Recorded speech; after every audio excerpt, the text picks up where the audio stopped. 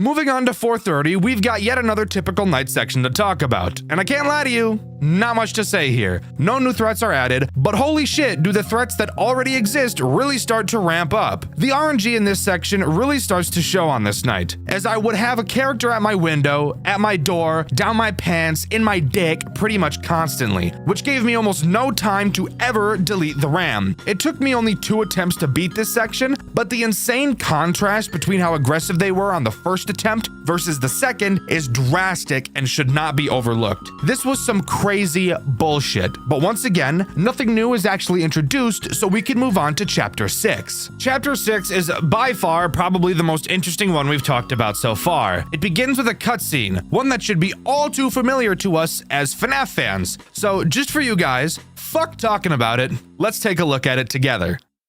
So, this is it. It's time to end what William has done. It's time to end their suffering. Those little souls trapped in this labyrinth.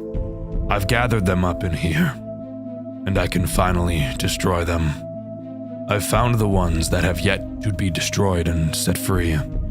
For instance, those little children, the ones that come together as a group on a daily basis. I've always wanted to see them every single day. They'd always brighten up the atmosphere in Circus Baby's Pizza World. Every day, they'd come to play with all of the animatronics.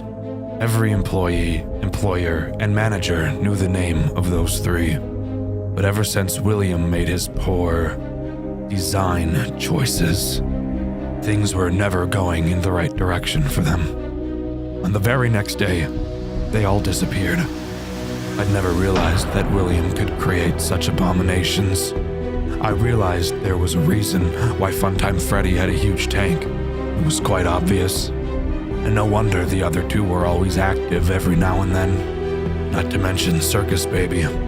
She was brought outside on the first day and was forced to stay inside the next day.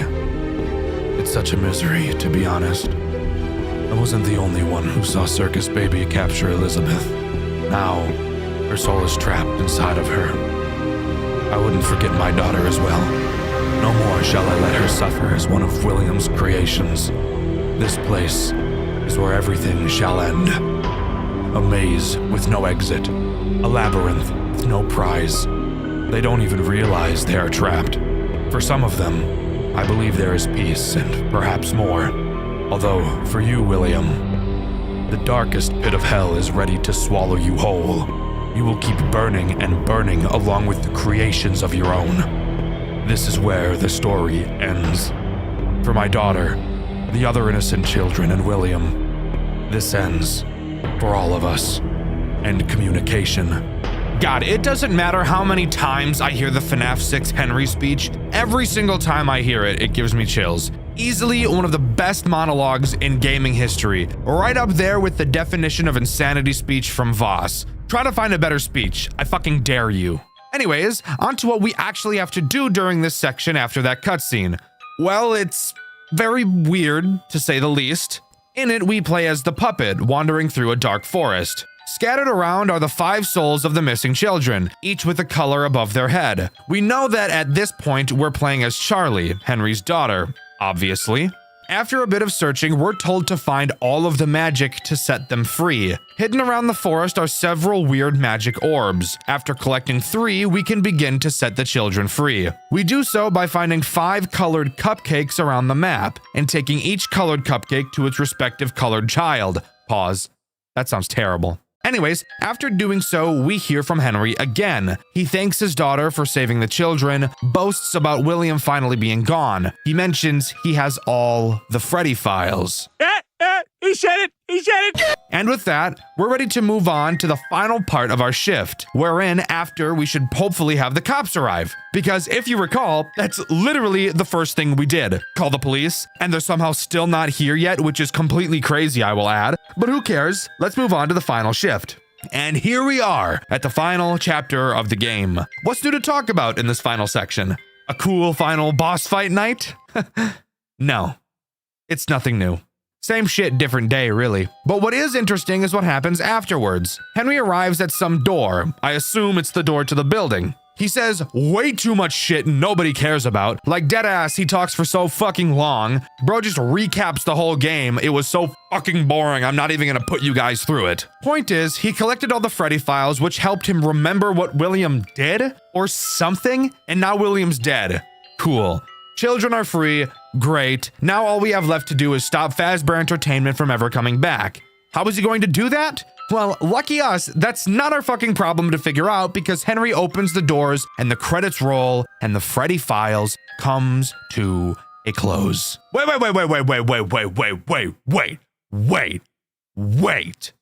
Hold up. Freeze frame. What about the cops?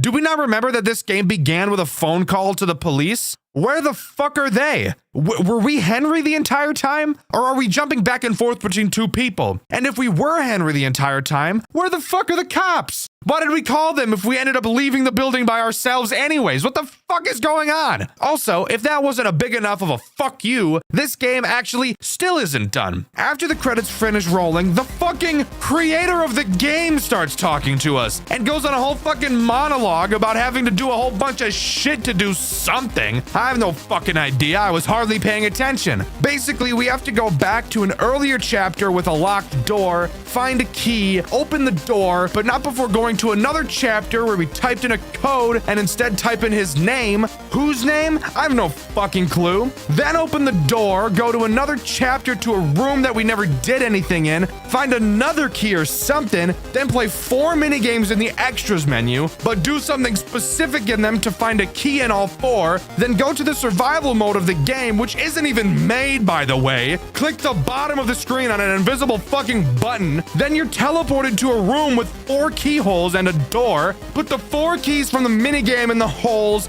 unlock the door, and then fucking something happens. Do I have any idea what happens? No, not at all. Well, luckily for us, I found a guy that actually did it. Shout out to Tanzi Natali for actually doing all this bullshit so that I didn't have to.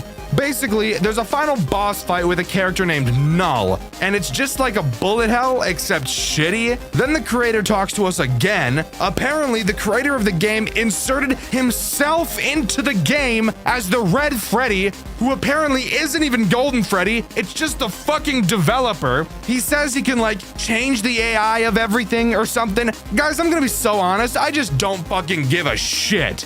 If you guys are curious as to what happened after the Null fight, go watch Tonsi's video about it. Holy shit, I just don't fucking care. But that's all the Freddy Files has to offer. Overall, I do think this game is actually pretty cool. I love the idea of mixing in night sections with the little mini games. And even though lore-wise this game is a confusing clusterfuck, I think from a gameplay standpoint, it was still pretty cool. Even if the gameplay is easy as fuck, at least there's something different to do all the time. Well guys, another day, another new FNAF fan game coming out of the woodworks, and that FNAF fan game being spammed in my comments until I cover it. Usually when this happens, of course, I'm inclined to look at the project that people are talking about, and a lot of the time I add that game to my list of games to play over on Dxtr Black. Well, today is no different. One of the newest FNAF fan games to come out this year is none other than Fred and Pals. The game we'll be covering in today's video. Plenty of people have asked to hear about this one, and for a pretty damn good reason. There's a lot to talk about. So strap in as I talk about the highs and the lows of Fred and Pals.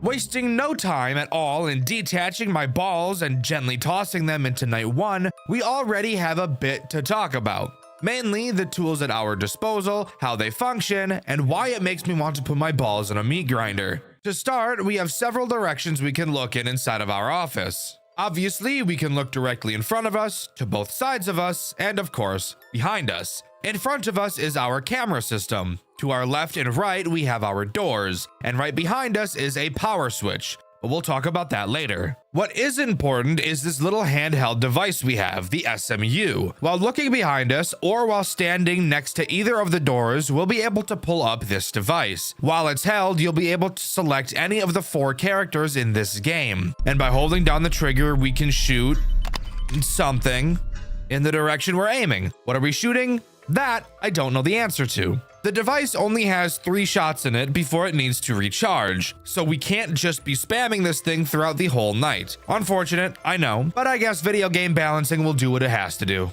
Speaking of these characters we need to shoot, who are they? Well, actually, before we talk about that, you're getting ahead of yourself. We need to talk about the cameras first. Oh boy, the cameras. This is a lot more than you think it's going to be. Fred and pals decided that the camera system is where they needed to deviate from the normal FNAF game. And while I do appreciate the creativity, I don't appreciate it by itself. I want to preface, it's not bad, it's just a lot. To start, there is a metric shitload of cameras. Of course, my favorite thing when it comes to cameras, you can't move your mouse to select which one you want to use. You have to use A and D to scroll through each of the cameras. So 1, 2, 3, 1, 2, 3, 1, 2, 3, 4. 1, 2, 3, 4.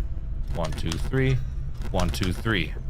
However, unlike most other FNAF games that use this mechanic, it's not the slowest thing on planet Earth. No, quite the opposite, actually.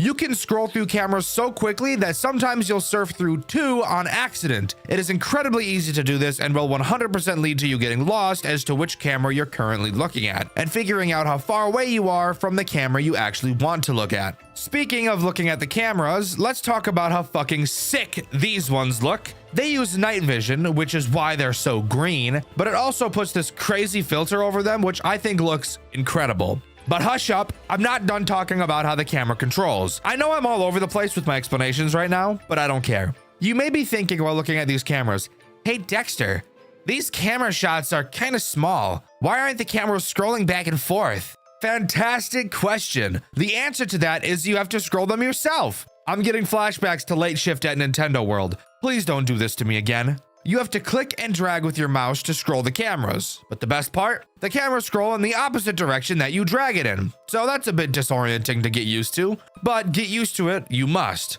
The last thing to talk about before we move on to the threats, moving back to the doors, on top of being able to murk animatronics with our SMU, we can also close the doors like normal people. However, the doors are controlled with a crank of all things for some odd reason. No idea why, that seems pretty weird. But that means that the door can only be closed as long as you're holding it. But we'll get more into doors and how useful they are a bit later. For now, let's talk about the one threat this night introduces, Fluppy. Yes, by the way, I'm serious. That is actually this character's name. It's really just Bonnie, but the devs thought that the name changes in this game is what they needed to crack down on. Don't get me wrong, I love all the silly names in this game, but I do need to point out how silly they are. Fluppy's goal is to make it to your left door, just like Bonnie from FNAF 1. He will slowly creep through all of the cameras until he gets there. And this is where I want to mention how fucking nasty these characters look, especially the poses that they're put in on these cameras. Seriously, look at Fluppy, bro. Tell me it doesn't look like he's a child predator. He does. Child predator ass rabbit. Look at that. Fucking look at that look in his eyes, dude. What do you think he doing on a regular basis besides grooming minors on Discord? Anyways, moving past that, once Fluppy gets to the storage closet and has a successful movement opportunity, he will enter the doorway to your office. However, you will not be able to see him in your doorway since it's too dark. This gives you a reason to be keeping track of him on the camera, because if you don't, you're going to get fucked up because he doesn't make a sound cue when he's at your door. When he is at your door, you need to pull out your gun, select Fluppy, and well, just watch what happens next. Boom, bitch!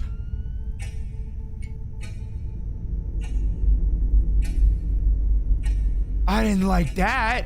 Yeah, honestly, one of the creepiest animations I've ever seen. The moment I saw this, I knew this was going to be getting a Dexter White video, and here we are now. Once you shoot him, he will go back to the stage and the cycle will continue. Survive until 6 a.m. and we'll move on to night 2.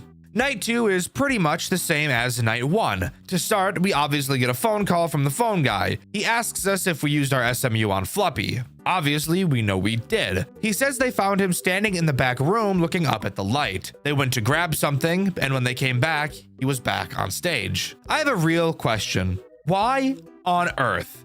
Why the fuck ever would you work at a place like this? You're telling me that the robots are moving, you don't know why they're moving, you're positive they shouldn't be moving, and yet here you are, still working while they're doing so. I feel like any sane person would get the fuck out of there immediately, but I digress. Night 2 introduces one new threat, that being Chica, or as this game calls her, Henrietta. Henrietta, as I'm sure you could have assumed, works in the exact same way as Fluppy does, except she attacks your right door instead of your left. Same rules apply to her. When she enters the doorway, which just like Fluppy, you won't be able to see, all you have to do is select her on the SMU and blast her ass and she'll go back on stage. This night did bring up a concern that I had, however, and that comes with the way the cameras operate. I mentioned how you can't just select any camera that you want, and you have to surf through each of them one by one. Mechanics like that always make me nervous in FNAF games since it takes away a large element of your control. And in a genre like FNAF where control isn't really something you have, I'm sure you could understand how this would get pretty scary. So this brings up the beginning of a flourishing strategy. To avoid switching cameras as much as possible, I needed to figure out which cameras were the last cameras that both Fluppy and Henrietta appeared on. That way I could just camp those cameras and not have to worry about constantly following them around. So I learned that Fluppy's last camera is the storage room and Henrietta's last camera is the delivery camera. And with those two important pieces of information in my noggin, we're safe to move on to night 3. With night 3 coming along, a new character is added, but this character leads to a new strategy needing to be thought up. But before we talk about this new character, I want to talk about the phone call we get on this night, as it gives some pretty interesting information. To start, Phone Guy mentions that Henrietta was found in the kitchen banging pots and pans, but when he entered to investigate, she froze, which I think is really fucking creepy. It's like some Toy Story shit. She only moves when you're not looking. He explains that she's supposed to do that during the day to make the kids think she's cooking, but during the night, it should be impossible. The second thing he brings up is their head technician who should be coming to fix this problem. His name is Will. Now, could it be a coincidence that the name of this technician is a shortened version of FNAF's main antagonist? Well, yes, it very well could be. Do I think it is? No, not really. We don't get much information about him on this night, however. Anyways, moving on to the threat this night introduces. Voss, this game's Foxy. Except you want to hear something really funny? He doesn't work how Foxy works at all, and he actually makes me piss fire. Voss is present in the sheriff camera. If you pull up your camera, you'll notice several areas are red and have an electricity symbol present next to them. Throughout the night, Voss will progress through multiple stages on his starting camera. When he leaves this camera, you will hear him whistle. When he whistles, that signals to you that he has gone to one of the cameras with a fuse box. You will have to quickly find which camera he went to and hold space to send him back. So, technically another find them on the camera mechanic, which I'm not too thrilled about. However, at least there's only 4 cameras he can be on. And if you're anything like me, you remembered the tap pattern to get to each one so you can quickly navigate all of them. Oh yeah, and I totally forgot to mention that one of the fuse boxes is directly behind you.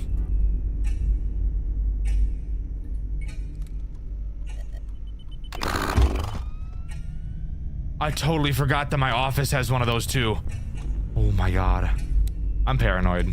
Yeah, that caught me off guard pretty well and kind of scared the shit out of me, but hey, I think that's actually really cool that during a find them on the camera moment, the character can also choose to show up in your office. Do I like that it's a find them on the camera mechanic? No, but at least it's slightly different than the usual. But knowing that he makes a sound cue, the strategy from last night hasn't changed all that much, and we can move on to night 4. Night 4 brings a threat I'm honestly not sure how to beat, if I'm being completely honest. Quick recap of the phone call. Voss is misbehaving like Fluppy and Henrietta have been, and Fred did something odd. He stopped performing during the day and leaned forward, a bunch of oil spilling out of his chest. Phone Guy used the SMU to restart him, but instead of continuing to play, his head just snapped towards him. Personally, I would shit myself. Apparently using the SMU in front of customers is against the rules, and now Phone Guy has a meeting with the executives tomorrow, so we'll see how that goes. I personally think that's a little silly.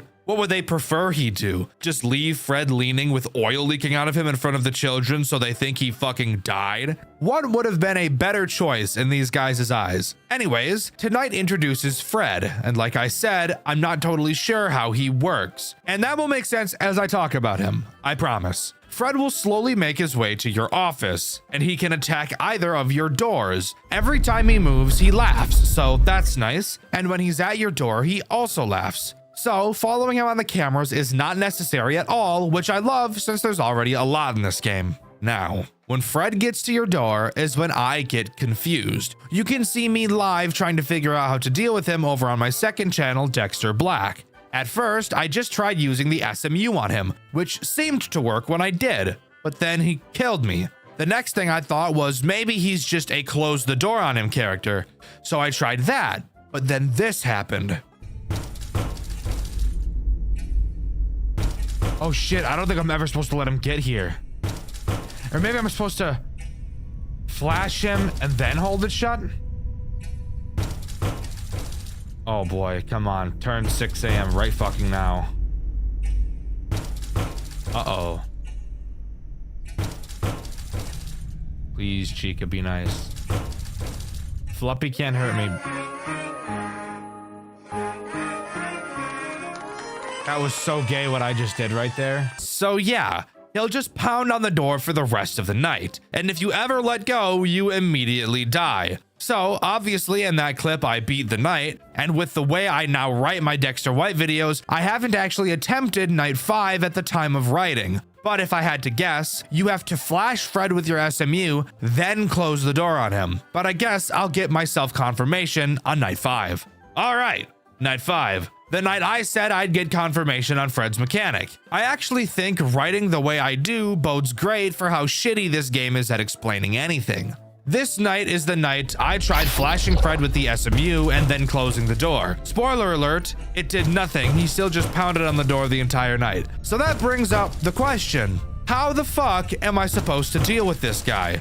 Well, I've got one more theory, but before I talk about it, let's talk about this night's phone call. Not much happens in it, but Phone Guy does tell us the meeting with the higher-ups didn't go well, and that he's getting fired. He said someone will be coming to collect his things, but they didn't tell him who. I find that odd because from everything that I know, you collect your things and someone is with you to make sure you don't, steal anything. That's how it went when I got let go from my previous job. So I find it weird that he doesn't even get to do that. He says that the building is closed to the public and explains that the only reason we're still here is because of a safety protocol. Now, I usually wouldn't question an explanation like that. However, Phone Guy laughs and says, "Yeah, right," after saying so. But he doesn't elaborate further. He says tonight is his last and that he'll be fired, so I doubt we'll be hearing from him tomorrow. Now, on to my theory on how Fred works. Throughout this video, you might have been wondering, Dxtr,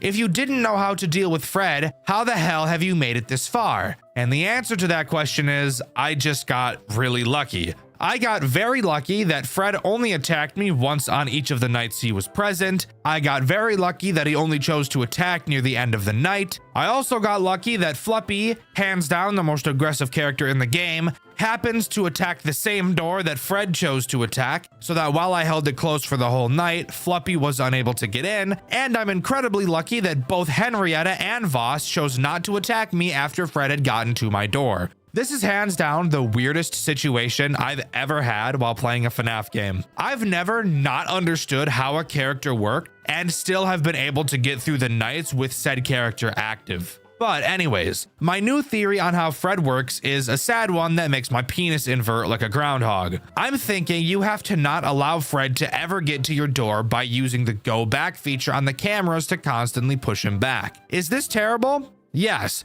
But that's exactly why I think that's what this game is going to want me to do. We'll find out on the final night. But I think this shows a great point of how you really need to explain things to your player. I should not be struggling this hard to figure out what a character does. Sure, you could argue that the Phone Guy saying Fred's head snapped towards him when he used the SMU was a hint to not use the SMU on him, which sure, I think that's a bit silly, but we'll roll with it. But even if that was the case, the game explained to me how the other characters worked in detail. Why not Fred? Also, if I can't use the SMU on Fred, then why the hell is it even an option on the SMU unless to hint at the fact that I can use it on him? Maybe I'm just going insane, but I don't think I am. At least give me a death explanation like a lot of FNAF fan games do. I love that shit. Anyways, time for us to move on to the final night. Hopefully it's not too bad. Okay, so night 6. Needless to say, is not even remotely close to what I expected it to be at all.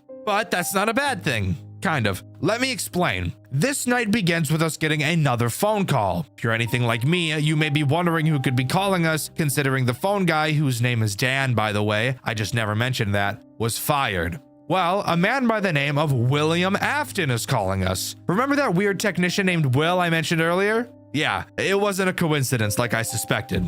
William tells us he's been watching us throughout the 5 nights we've been here and tells us that our run ends tonight. This night serves as a semi-boss fight night, as once the night begins, you'll notice all of the animatronics disappear off of the cameras and are replaced by only William inside of the spring Bonnie suit. You might be wondering where the rest of the characters went, and here's your answer. Ew. Hold up.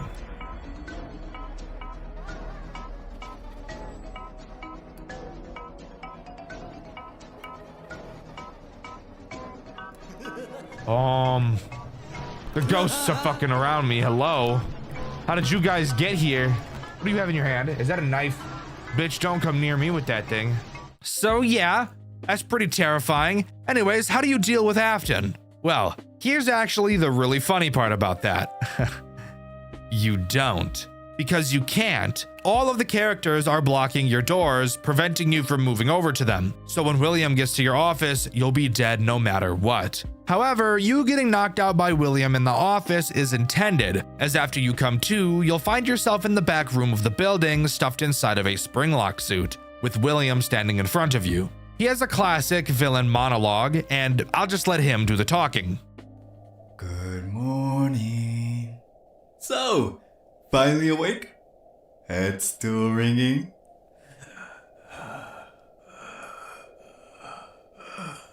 Do you feel that? The weight, the locks tightening? That's the sound of control. Every bolt, every spring. My design. They call me a monster, a murderer. But I built life. I give them purpose. The world out there forgets. But inside these walls, they remember. You'll join the show now. You'll keep them company. That's what you wanted, isn't it? To be part of something bigger. The difference between us, I learned how to survive it. And I will always come back.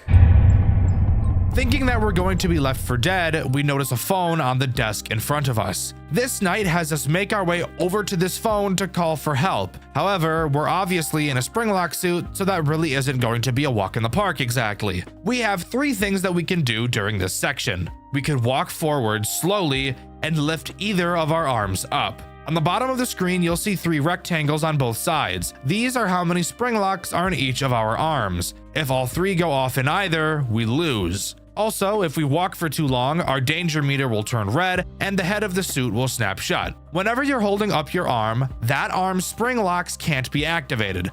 However, you can't lift up both arms at the same time. So you really have to balance which one you hold up while walking. Generally, this is the strategy. Hold up one arm and walk forward 3 steps. Switch arms and take another 3 steps. Repeat this process until the danger meter on the bottom of the screen turns yellow. Once it does, switch from taking 2 steps to only taking 2, since when the danger level is yellow, you can't really take any more than that. After completing all of that, we make it to the phone and call authorities.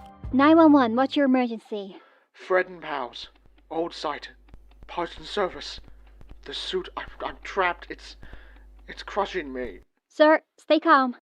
What is your name? Doesn't matter. Listen. There are bodies here. Kids. Inside the suits. Say again? He did it. The technician Will. William Afton. Is he present? Yes. Somewhere nearby. Locked me in. I tried to stop him. The rescue units are dispatched. Stay online with me and keep talking. The children. They won't let me go. Sir, what is that noise? Hello? Hello? Authorities have apprehended William Afton, former technician for Fred and Pal's Pizza Entertainment. Following an anonymous emergency call, Authorities conducted a thorough investigation inside the abandoned pizzeria. They recovered the remains of the missing children, trapped within the animatronic suits, and also discovered the security guard's fate sealed within another suit.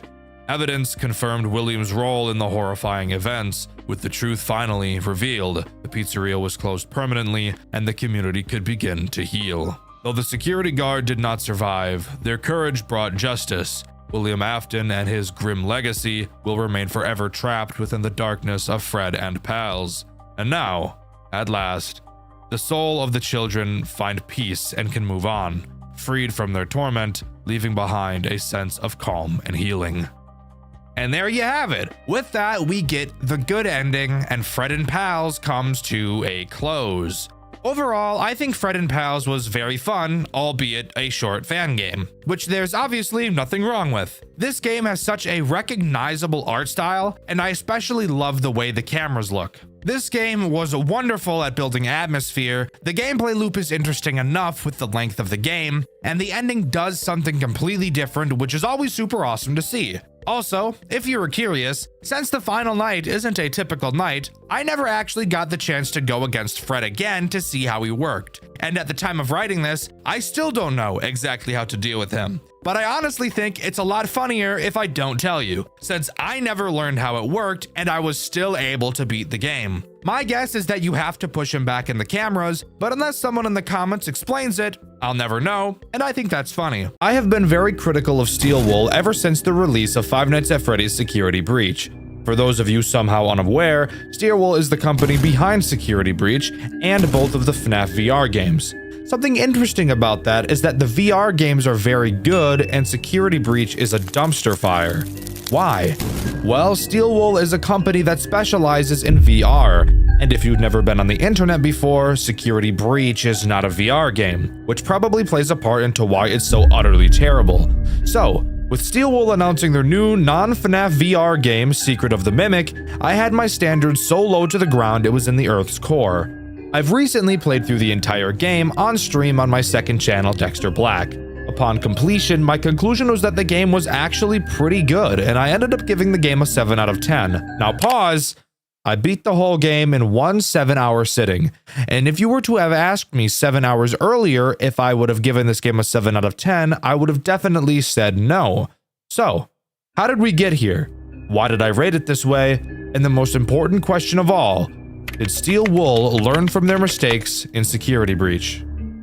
Let's begin with the opening of the game. We're in a Fazbear Entertainment van driving to a rundown factory that was previously owned by Edwin Murray, his costume factory, Murray's Costume Manor. We're told by the Fazbear Entertainment dispatcher over the phone that we have to go inside and retrieve a few things from one of our contractors, Edwin Murray. Upon entering the building, we're greeted to an opening show that's a little bit broken, probably because of how old and run down this building is. It is here where we learn two incredibly essential game mechanics. One, cranking a lever. This may seem stupid, but I promise you will be cranking levers in this game more than any other task, so really get used to it. And maybe learn that you need to crank the lever clockwise, not counterclockwise. I'll get to that a little bit later. The other major mechanic taught here is our door key. Think of this not really as a key, but more of a key card. On it, you'll see a display of 6 symbols. Each symbol acts as a different entry-level pass, and of course, at the beginning of the game, we only have the first. Next to many doors, there will be a keyhole with a glowing symbol that indicates which level of entry is required to open the door.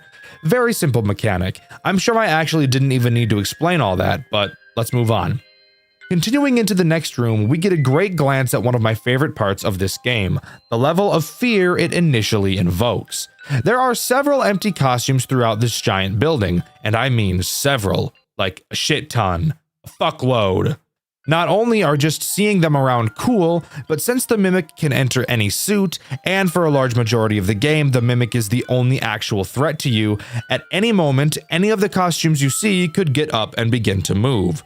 When I first heard of this mechanic before the game was released, I was actually really turned off to the idea, just from knowing how Steel Wool handled wandering animatronics in Security Breach. For those who don't know, in Security Breach, there are also several wandering animatronics that exist solely to piss me off. A lot of that game has you sneakily maneuvering around these characters as to not be seen.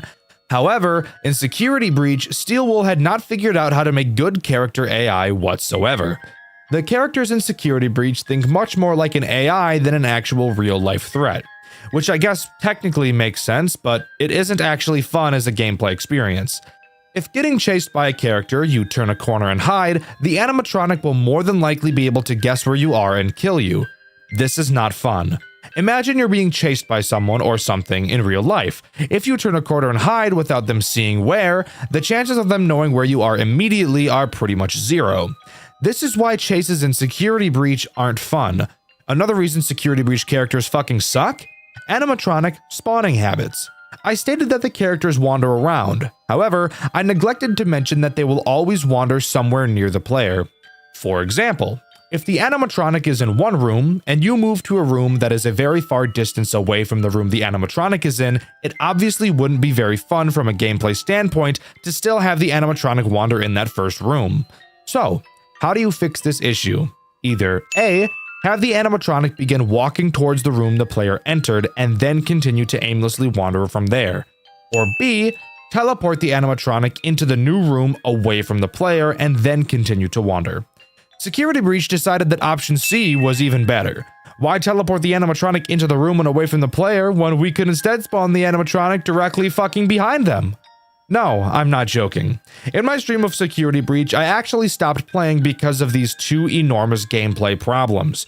You can't have a character that will know your location the moment they see you, and then also continuously spawn those characters directly behind the player to get them seen. This does not lead to a fun gameplay experience, it leads to an incredibly frustrating one. So, how does Secret of the Mimic use wandering animatronics? Well, this is actually a spot where Steelwool learned a lot, and there is actually a very large improvement. So, the Mimic gets into a costume and begins to wander. Let's say it sees you and a chase ensues. If you were to turn a corner and leave its line of sight, instead of knowing exactly where you are like in Security Breach, it will instead mark the last point it saw you and move there. Then it will wait to see if it can see you again, and if it can't, it will continue to walk in the direction you went in. Meaning that if you turn a corner and hid in a locker, it would not know you went into the locker and would walk past it. This is how you do a wandering threat mechanic. This creates fun strategic gameplay, not frustrating poopy ass gameplay. Anyways, we try to enter another room but see that the key symbol doesn't allow access as it's one level too high, so we continue. We find a mailbox machine, which I will say doesn't really make sense from almost any standpoint. You can insert your key into the mailbox machine to then add whatever mail was inside into your key box. And at several computers we find later, we can then read those letters. I have no idea how this makes any lick of sense in the game world, and there are several questions I could ask to break the logic of this mechanic, but I don't want this video to be an hour long, so let's just forget about this. Continuing in the other direction, we walk into this game's central hub area, where the very important security office room is located.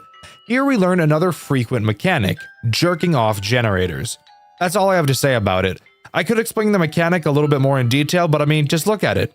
We're jerking it off. We can see the level to access the security office is one level above ours, but after jerking off the generator, it busts and the door opens and we can enter, hearing the dispatcher over the intercom inside. The dispatcher tells us that the Mimic is currently active inside the building and that it does have some homicidal tendencies. I could have figured that without him telling me, but that's cool, I suppose. It's also in this room where we find three very important and frequent machines we'll be seeing around the building: the computer, the upgrade station, and the inventory. The computer is pretty simple. With it, we can check the map of the building, read the mail we collect, and run a minigame called Moon EXE and something called Parachute.exe that requires the maximum access level to run. The upgrade station is pretty simple. It upgrades our key to the next access level. And finally, the inventory, which is a little silly. Around the map, you will be able to find several objects, most of which being collectibles, but some being important objects like cranks.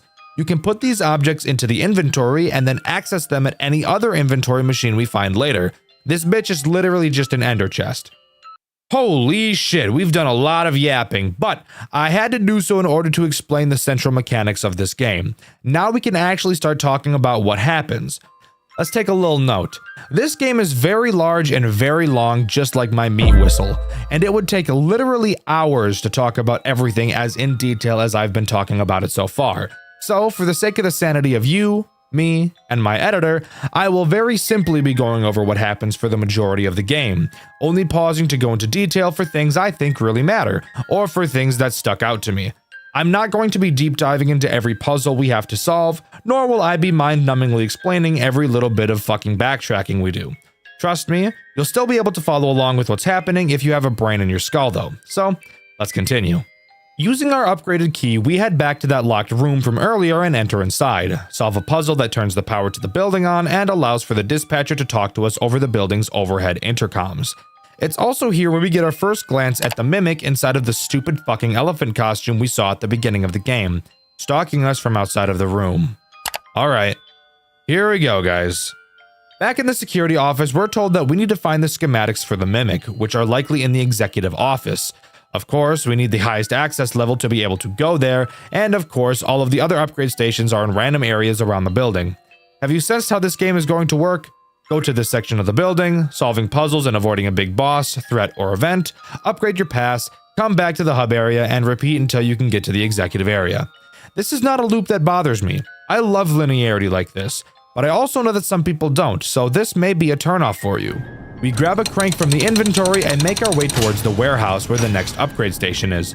We use the crank to open this gate. Oh fuck, goddamn! Alright, shit, the first scripted chase in this game. This one is pretty easy to get away from, however. Just hide in a locker and walk around it. All good. This is how most chases in this game will be, except the future ones will be random. During this chase, however, is probably when I should mention noise distractions. It's another way to manipulate the mimic's AI. Given that the mimic doesn't have a line of sight on you, if you cause a distraction, for example, grabbing a wind-up mouse and making noise, it will pursue the sound before continuing to look for you. This makes for a more strategic way of getting around the threats. Even though I literally only used this once throughout my whole playthrough, and it wasn't until near the end of the game, I would recommend you do this though and not play the way I do. Heading into the next area, we see we need a crank to open up a gate. Wandering into another room, we actually find the next upgrade station. That was oddly easy. However, we still need that crank. Speaking of crank, I yank my crank on the daily. I'm sorry, I don't know why I said that. Let's move on. We walk through a giant hole in the wall into what seems to be a place where kids can play, or something like that. We find a giant present with a crank on it. Great, let's steal this bitch. Now, this is the first section of the game where I encountered two problems. First, for the love of God, turn the cranks clockwise. I turned this crank counterclockwise, and while it will still work if you choose to do this, you will have to crank it for about 19 times as long, so just how about we turn it the right way? After cranking enough, we see Jackie, a giant puppet, jump out of the box. Some might say she's a baddie. I for one know how to keep it in my pants, however. Also in doing this, the crank broke off and we can use it to open that pesky gate. But pause, let's talk about how I soft-locked myself here and broke the game. When I first saw that we needed a crank to open the gate, I had not yet found the Jack-in-the-Box room. So what I did was go to the inventory and pull out the last crank that was inside, as I was just taught to do so in the section previously. After doing so, I let Jackie out of the box and retrieved the second crank which fell on the floor. I decided I liked the new crank better because the handle was red. What can I say? I'm a simple man. I took this crank to the door and realized I couldn't put it into the handle. I thought I'd try the other one that I pulled out of the inventory. So I dropped this new one on the ground, grabbed the other, and noticed I couldn't insert this one either. I then thought that maybe I broke the game and just needed to put the one I took out of the inventory back in. So I did so and went back to try to put the new crank into the handle. However, remember how I said I dropped it on the ground? Well, I happened to drop it directly into the hitboxes of some bricks, which prevented me from ever being able to pick it back up. So, I can't pick up the correct crank, and the other crank I have access to won't go into the handle. So I'm soft-locked, and I had to reset. I didn't lose much progress, but I just find it odd that with a whole team of game testers, nobody ever thought to try this. I feel like what I did wasn't even that far-fetched, but hey, maybe it was. I don't know. Just thought I'd mention that I did this. Going past this gate, we enter a room with a mailbot inside. We find a generator and our instincts kick in, so we start jerking it off. After getting it active, the gooning material Jackie enters the room. I guess the mimic thought now was a great time to climb inside of her, which I'm assuming makes a few of you fucking freaks pretty jealous. She rudely attacks the minimum wage working mailbot and throws him into a fucking wall. Can all my wagies relate to this? Anyways, it's at this point that Jackie then sets her sights on us and the chase ensues. This chase is by far my favorite in the entire game. Something we'll notice as we continue playing this game is that it begins to lose steam as it goes on. But to be fair, that is to be expected with most games that exist. This chase has us running through the warehouse, but Jackie is fucking awesome, and throughout this chase she will be trying to hug us. Again guys, keep it in your pants, it's a robot. But as you're running through the tight corridors, you'll actually see her arms reach out from behind you, which is honestly one of the coolest things I've ever seen come out of a chase before. I just can't get enough of how cool, scary, and intense this chase really was. On top of that, this chase is actually pretty damn long too, which I also think is awesome. There's a criticism I have with Poppy Playtime Chapter 4, that being, they go through the characters in that game so quickly that none of them really leave an impact. Trust me, each major antagonist like Jackie in Secret of the Mimic leaves an impact, and the length of the battle is definitely one of those reasons. Something cool about this long chase though is that there's always something different happening. Very rarely is it just run down a long hall that gets a chase straight out of Garden of Banban. There's always levers to pull and doors to open that make these chases even more intense.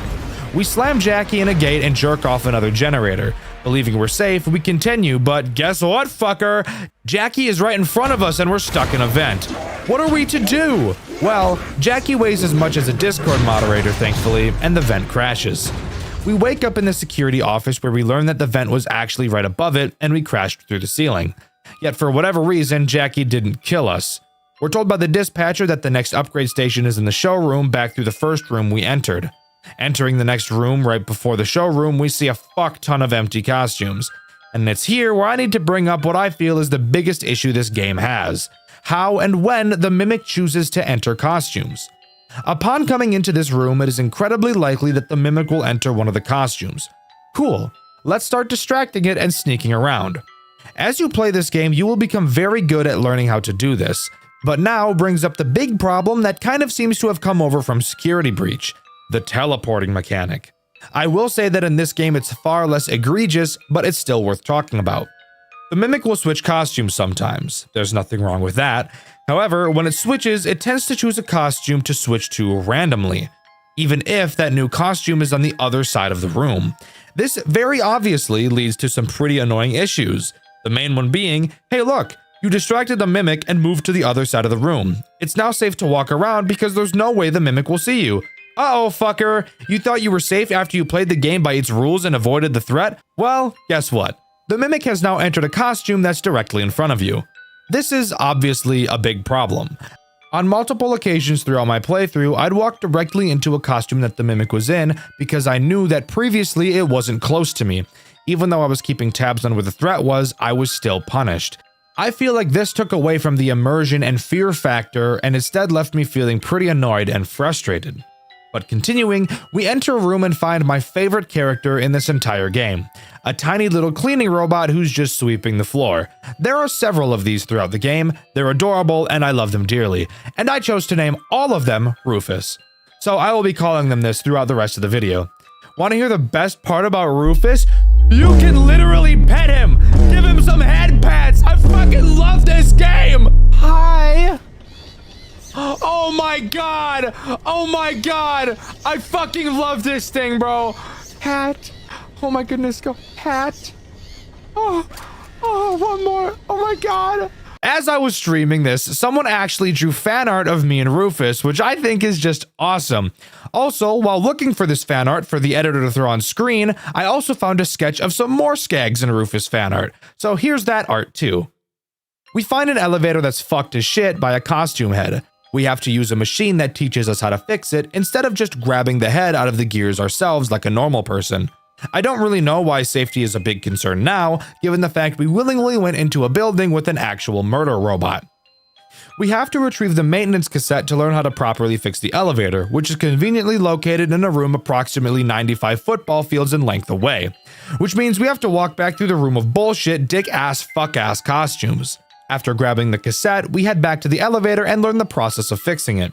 Keep this in mind because it will become incredibly important later. We fix the elevator and can continue moving on. Going up the elevator, we find Rufus number 2, give him a pat, and enter the showroom where we meet the next big bad. fucking Music Man. By the way, I know his name is Big Top in this game, but I'm choosing to call him Music Man instead, so eat my ass. While I think this section is very fun, here is where I also found another way to softlock myself. However, before I talk about how, let's go over what it is we're supposed to do. The goal in this section is to spin the prize wheel, but you have to complete minigames and beat the scores in order to win prize wheel spins. Music Man will be watching you the whole time. You'll see multiple mannequins around the area for some reason, and if you walk into any of them, they will make a lot of noise. I want to pay money to play these games. Keep that in mind. The first game I chose to play had us shooting targets with a toy gun. However, I found it way more fun to shoot the stupid fucking Helpy Bear in the face. After completing this minigame, the power to the large room goes off, and Music Man goes into attack mode. Thankfully, he is bolted to the ground and can't actively move around, but he will spin in a circle trying to look for you. If you make too much noise, either by walking, running, or bumping into one of the mannequins, then he will immediately turn towards you and buttfuck your pussy and/or bussy. After the lights went out, several more mannequins spawned, acting more like a maze now. You'll have to quickly move around them because, again, Music Man is rotating in a circle and will kill you if he sees you, so you have to move fast. Once you get back to the entrance, you will have to complete an energy puzzle. But you want to know something cool? It's timed! Yay! As you're trying to complete it, Music Man will slowly pull himself towards you. If you're too slow, he's gonna have a bussy buffet. After you turn the power back on, I guess he decides he doesn't want to kill you anymore and goes back to behaving. Now we're free to do the wheel spin. Fun fact, it's rigged as shit, and you'll always get nothing on every spin except the last one. But after getting your spins done, we have to go play another minigame. The next one I chose to do was one of those classic games where we have to throw a ball at some big goofy ass teeth. However, once again, I found it much more amusing to throw the balls at Helpy instead. Let's speed this up. You have to play a minigame, sneak around the Music Man, and quickly solve the energy puzzle 3 times in a row to complete this section. On the final wheel spin, we win the grand prize and can continue. But let me explain how I softlocked myself first. Somehow, this is even dumber than the last time. So, there are 3 minigames to do in this section. The first shooting minigame, the ball throwing game, and the second space shooting minigame, which plays the same as the first, but it's in space. What you're supposed to do is play each minigame once. However, there's nothing preventing you from playing any of the games more than once. So what I did was do the first shooting minigame, then the ball minigame, and then in the third cycle decided to do the first shooting minigame again, because like I said, the game allowed me to. When you enter one of those minigame areas and start the minigame, a door closes behind you to prevent you from fucking something up. However, since the game didn't expect me to do the same game twice, after I beat the score and the power went off, signaling me to go do the power puzzle, the doors behind me never opened back up, and I was stuck in the minigame room, soft-locked. Again, I have no idea how in testing nobody ever caught this. This seems like such a simple mistake for a player to make, even more simple than the last problem I had. If any of the devs are watching this video, please, fix this, please. Thank you. Anyways, after winning the grand prize, we can head up the stairs and hear a large crash. What the fuck? We look down where we were before and see that Music Man has broken himself off the floor and is nowhere to be found. Well, looks like we're fucked. We solve a puzzle to upgrade our key and continue moving forward. We head out onto the roof of the building and the game autosaves. Uh-oh. Here comes a boss fight. As we explore, we see Music Man climb the fucking building like King Kong and the chase begins. Now, you remember how I said I really liked Jackie's chase? I cannot say the same for Music Man's. His chase isn't inherently bad, I just personally am not a fan. I will say that it does start pretty sick.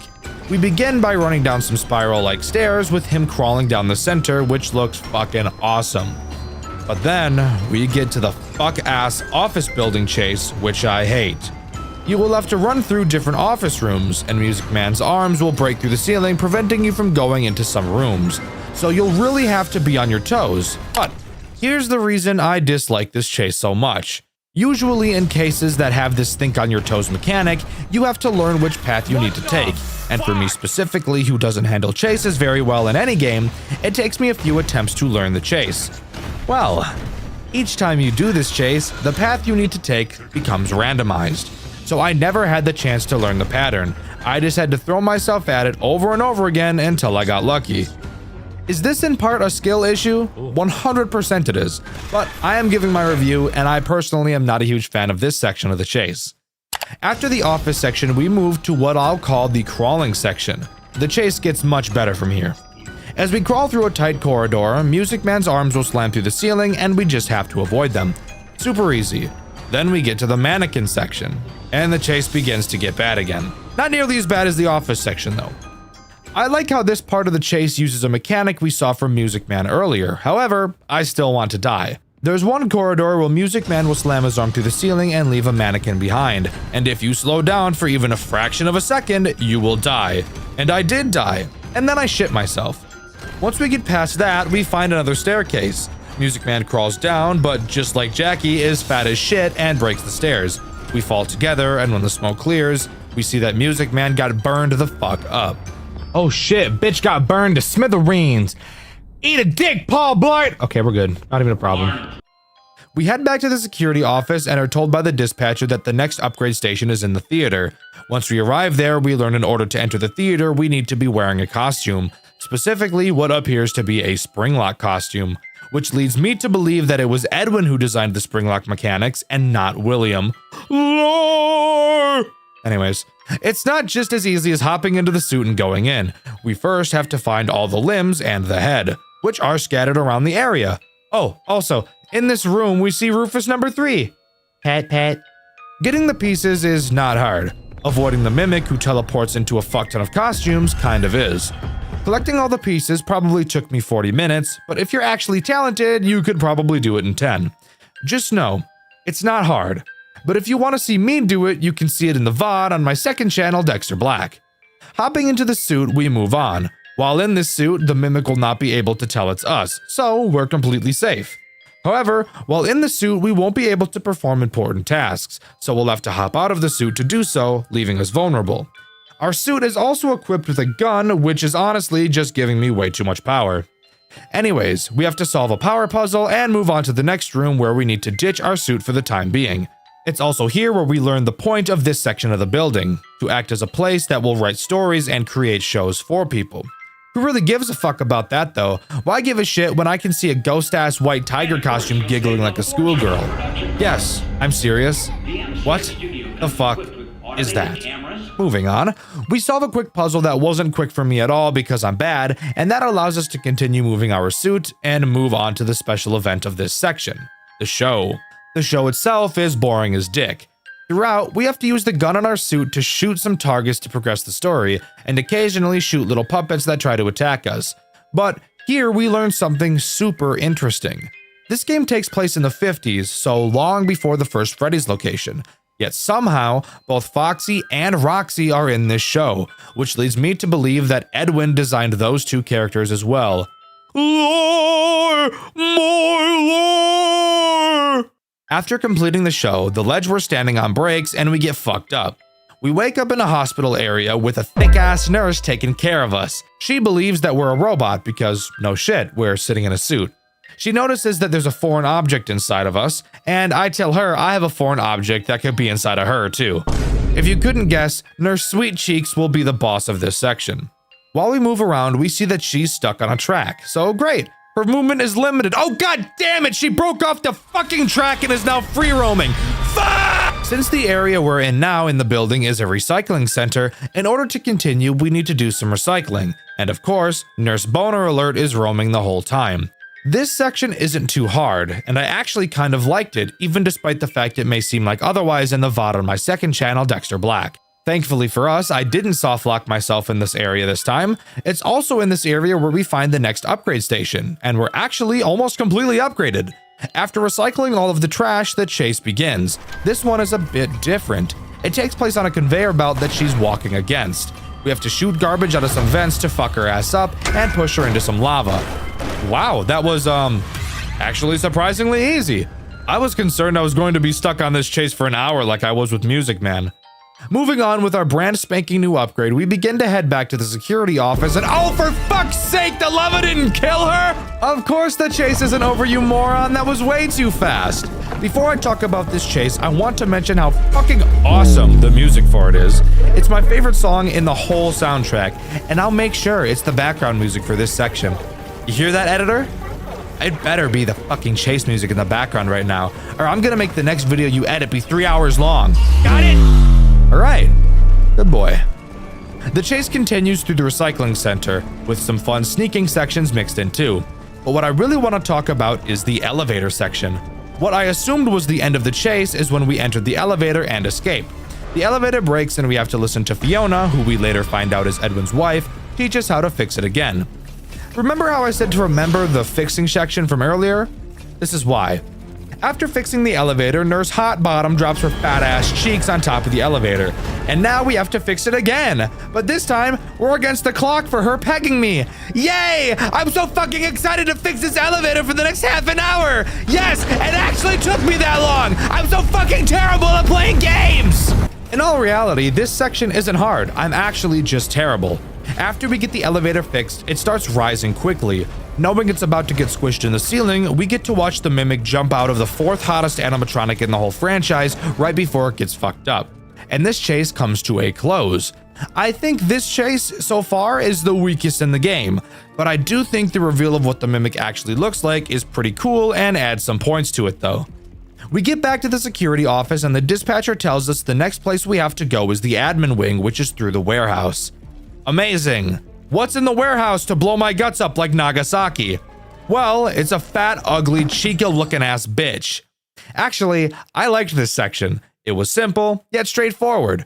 The goal is to find 3 pieces to a power puzzle, then solve it and vacate the area. The pieces are scattered throughout the warehouse and the Chica ripoff is skating around trying to find you. Very simple, very fun, not much else to say about it. We head through the gate and move on to the next area, which contained a puzzle that gave me a terrible headache. I should note that throughout my playthrough, I decided that every time I died, I'd take a shot. And I died a lot. So having to think hard on a puzzle this deep into the game in my state took a lot out of me. But after a bunch of trial and error, we made it work and could continue. Huh. Oh wait, I forgot to mention that after you do this puzzle once and get to the other side of the room, then you have to do it again. I want to kill myself. Moving on to the next room, we see Carl the Cupcake? What the fuck? Did Edwin design that too? Well, whatever.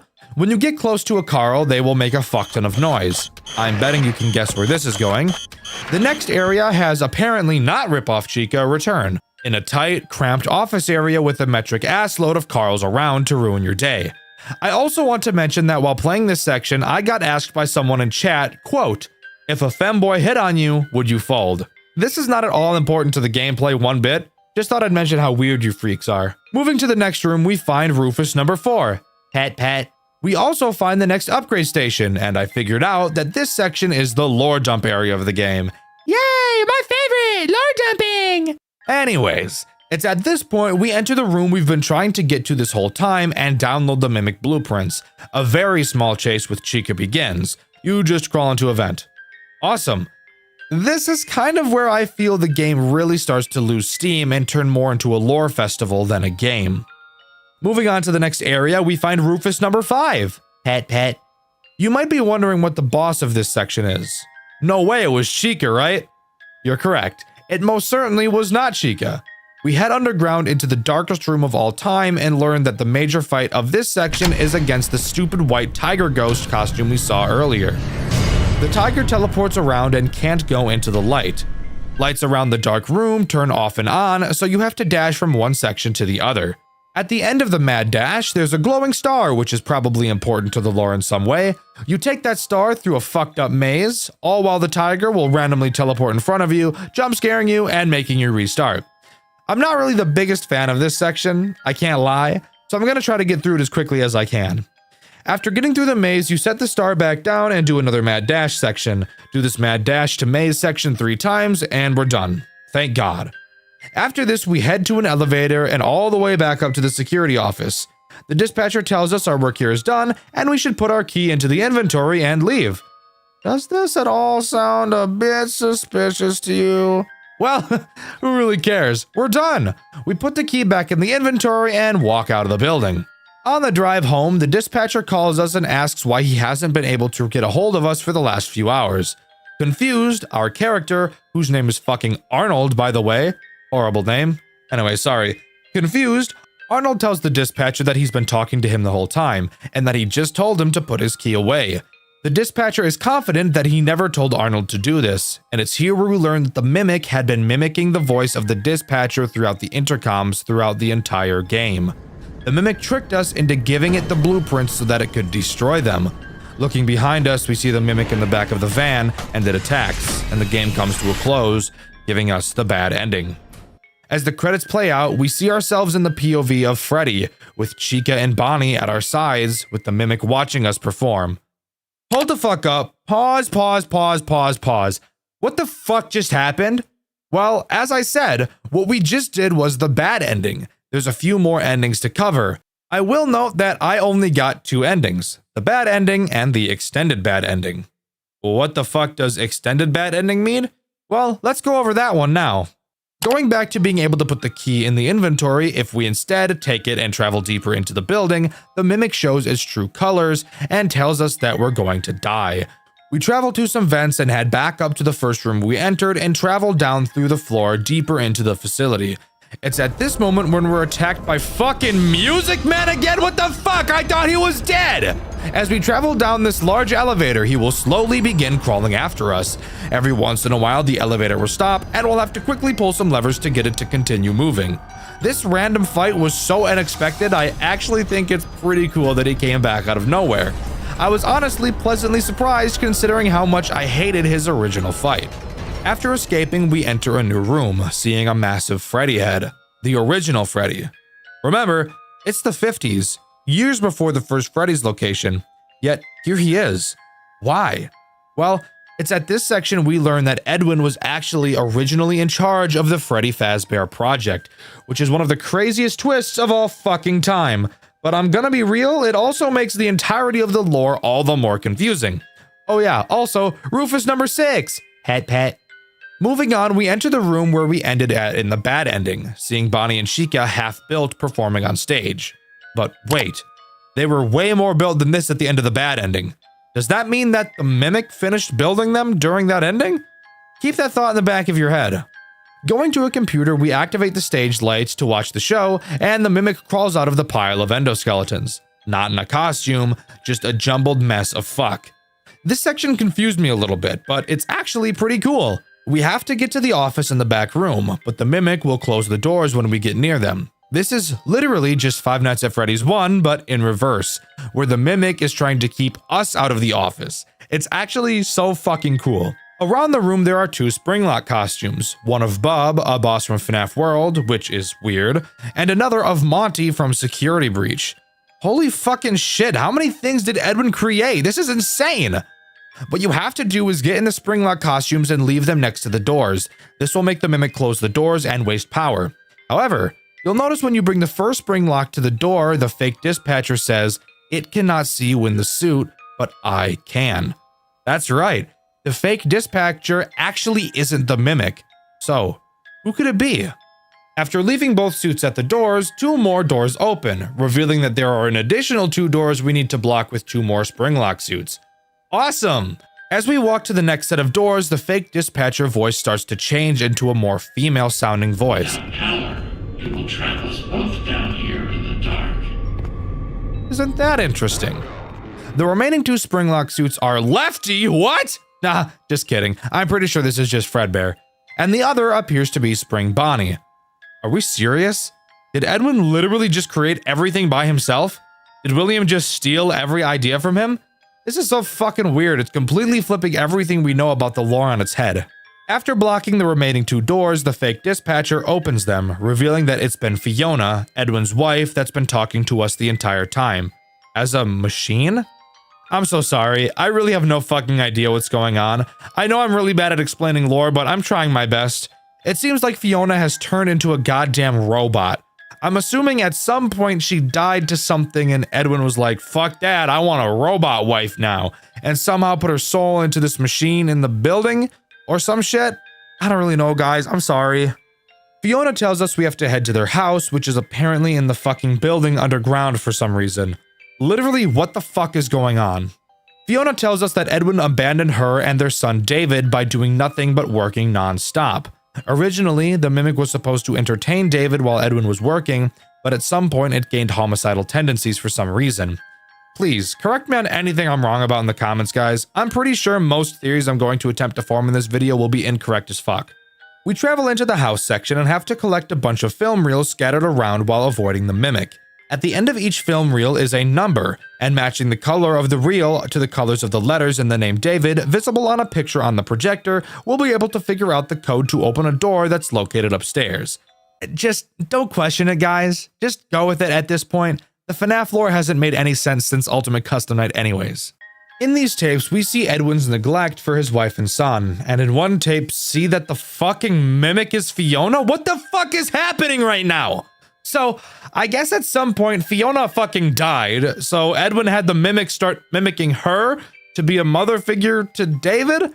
Do you guys think after the mimic took over Fiona's role, Edwin fucked the mimic too? Dear lord, guys, the fanfic writers are about to go apeshit with this.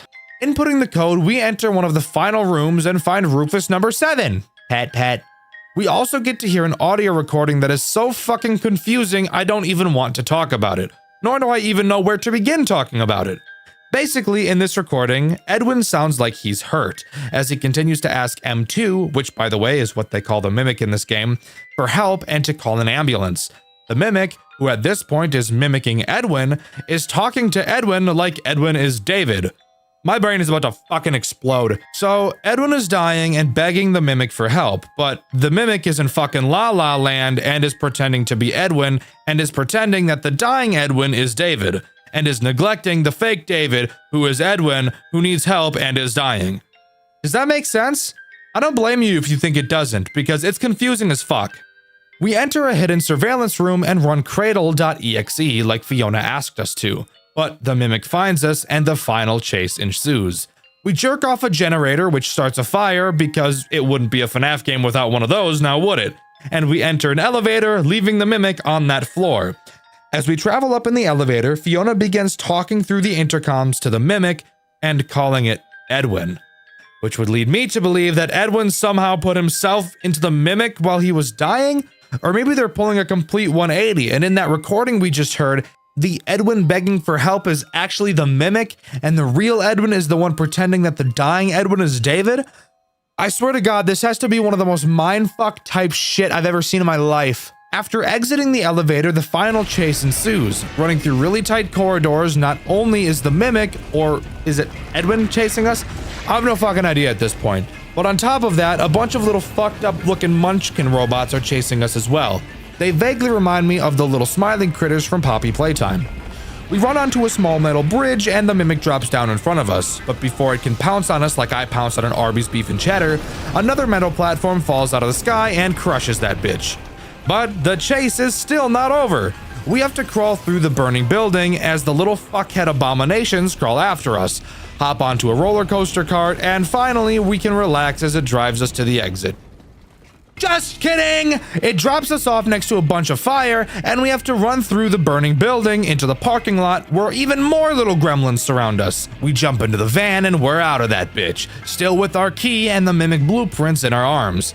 As we race away from the building, the little bitching nematodes attack our van, and if that wasn't enough, somehow the mimic has also gotten onto our van and punches the shit out of the windshield. The van crashes, and as we come to, the mimic reaches in and grabs our key from us, attaching it to its body and leaving us to die in the burning vehicle.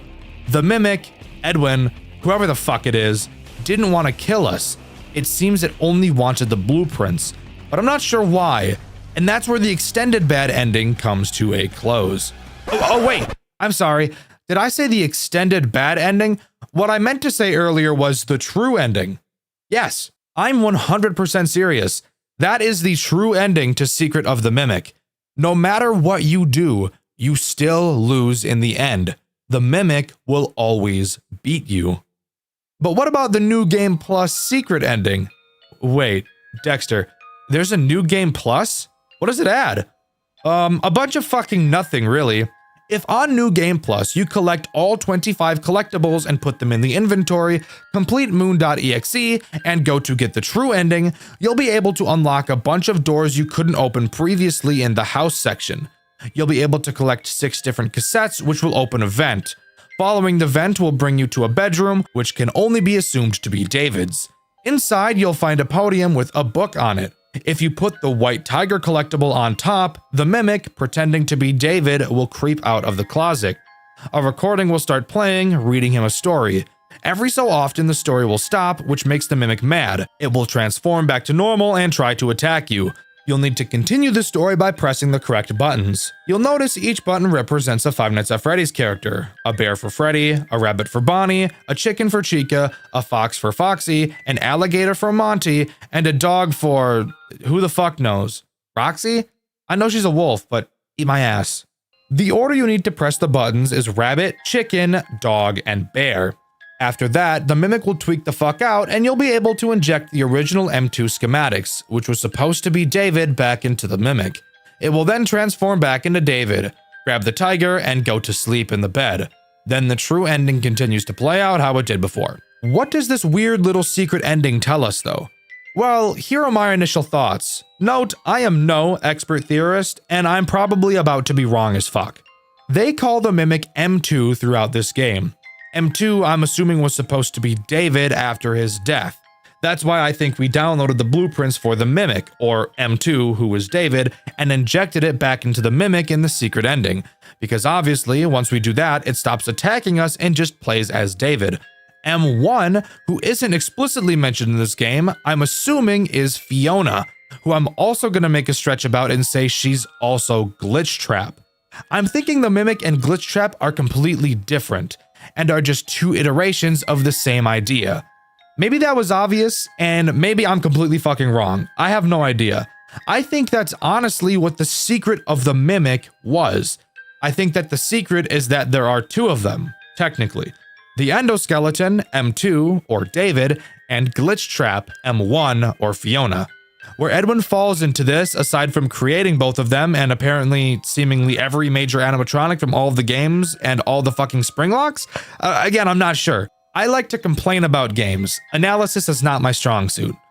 But as far as I'm aware, that is all Secret of the Mimic has to offer. In all honesty, I went into this game expecting to hate it, but it's honestly now one of my favorite official Five Nights at Freddy's games, only being beaten by Pizzeria Simulator. Seriously, nothing can beat that final Henry monologue. It's very clear that Steel Wool has learned from their mistakes in Security Breach. There are plenty of questions left to answer, like which ending in this game is canonical, and if it's the secret ending, then how is the mimic in Security Breach?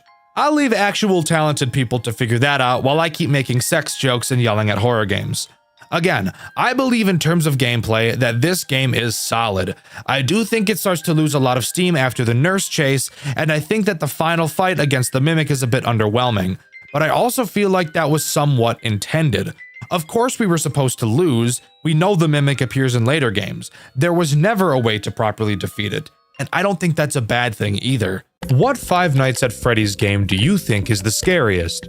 Maybe you think Five Nights at Freddy's 3 or FNAF 4 because of their atmosphere, but what if we branch out into fan games? Maybe you think Juniors because of its disgusting and terrifying art style. Maybe you think A Shadow Over Freddy's because of its free roam mechanics. I have recently played a FNAF fan game that I personally feel is the scariest one ever designed, but probably not for the reason you think. Today, we'll be covering Five Nights to Remember, a FNAF fan game where the animatronics stalk you like no other FNAF game does before. Let's waste no time and jump right in. Night 1 starts off strong and gets down to the basics as usual. And the moment I opened up the cameras and saw Fredbear and Spring Bonnie on stage, I already knew that this game was getting a Dxtr White video. Cool. Management really wants me to help you with your These look real. These look actually real. What the fuck? The designs of the characters in this game aren't necessarily anything to write home about. We've seen Fredbear and Spring Bonnie designs 1,000 times before. But the way they're used in this game, in combination with poses and lighting, are honestly some of the creepiest pieces of art I've ever seen.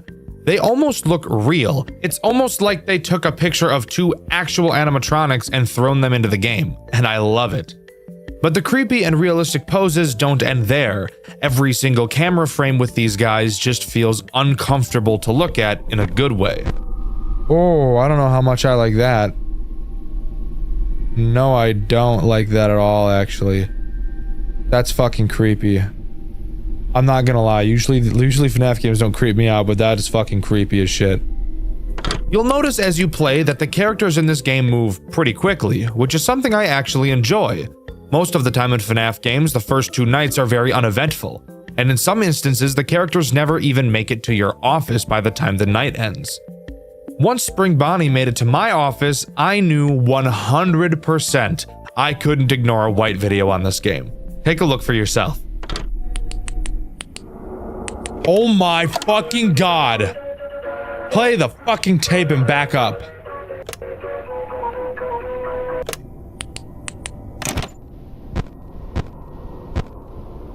He didn't get sent back. Fucking. Go the fuck away! Fucking yuck. He was busting it down. Did you see that? He was shaking his cock and shit. I saw him. I saw you do that, bro. You whipped it out. It was dangling all over my fucking desk and shit. It slapped a straw in my drink, bro. The sheer feeling of fear I felt in this moment is something I've never felt before playing a FNAF game. Fredbear and Spring Bonnie stalk you throughout this game, taking peeks into your office to check if you're distracted. If you look closely, you'll actually be able to see them before they peek in, hiding in the safety of the darkness. Flashing your light at them makes them hide around a corner, but they don't give up there. They'll wait for a moment, and eventually peer back in to check on you, and they will never leave until they can get the jump on you. The moment you aren't locked in on what they're doing, the moment you check the cameras for too long, the moment you turn away, they jump into your office and attack. Now I have to take a break from being dramatic to talk about how this game actually plays, and why the rabbit on your screen right now is currently shaking its dick in your face.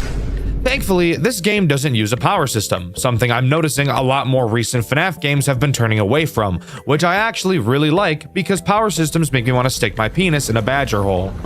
However, there still is an important resource in the game that is limited: your tape player.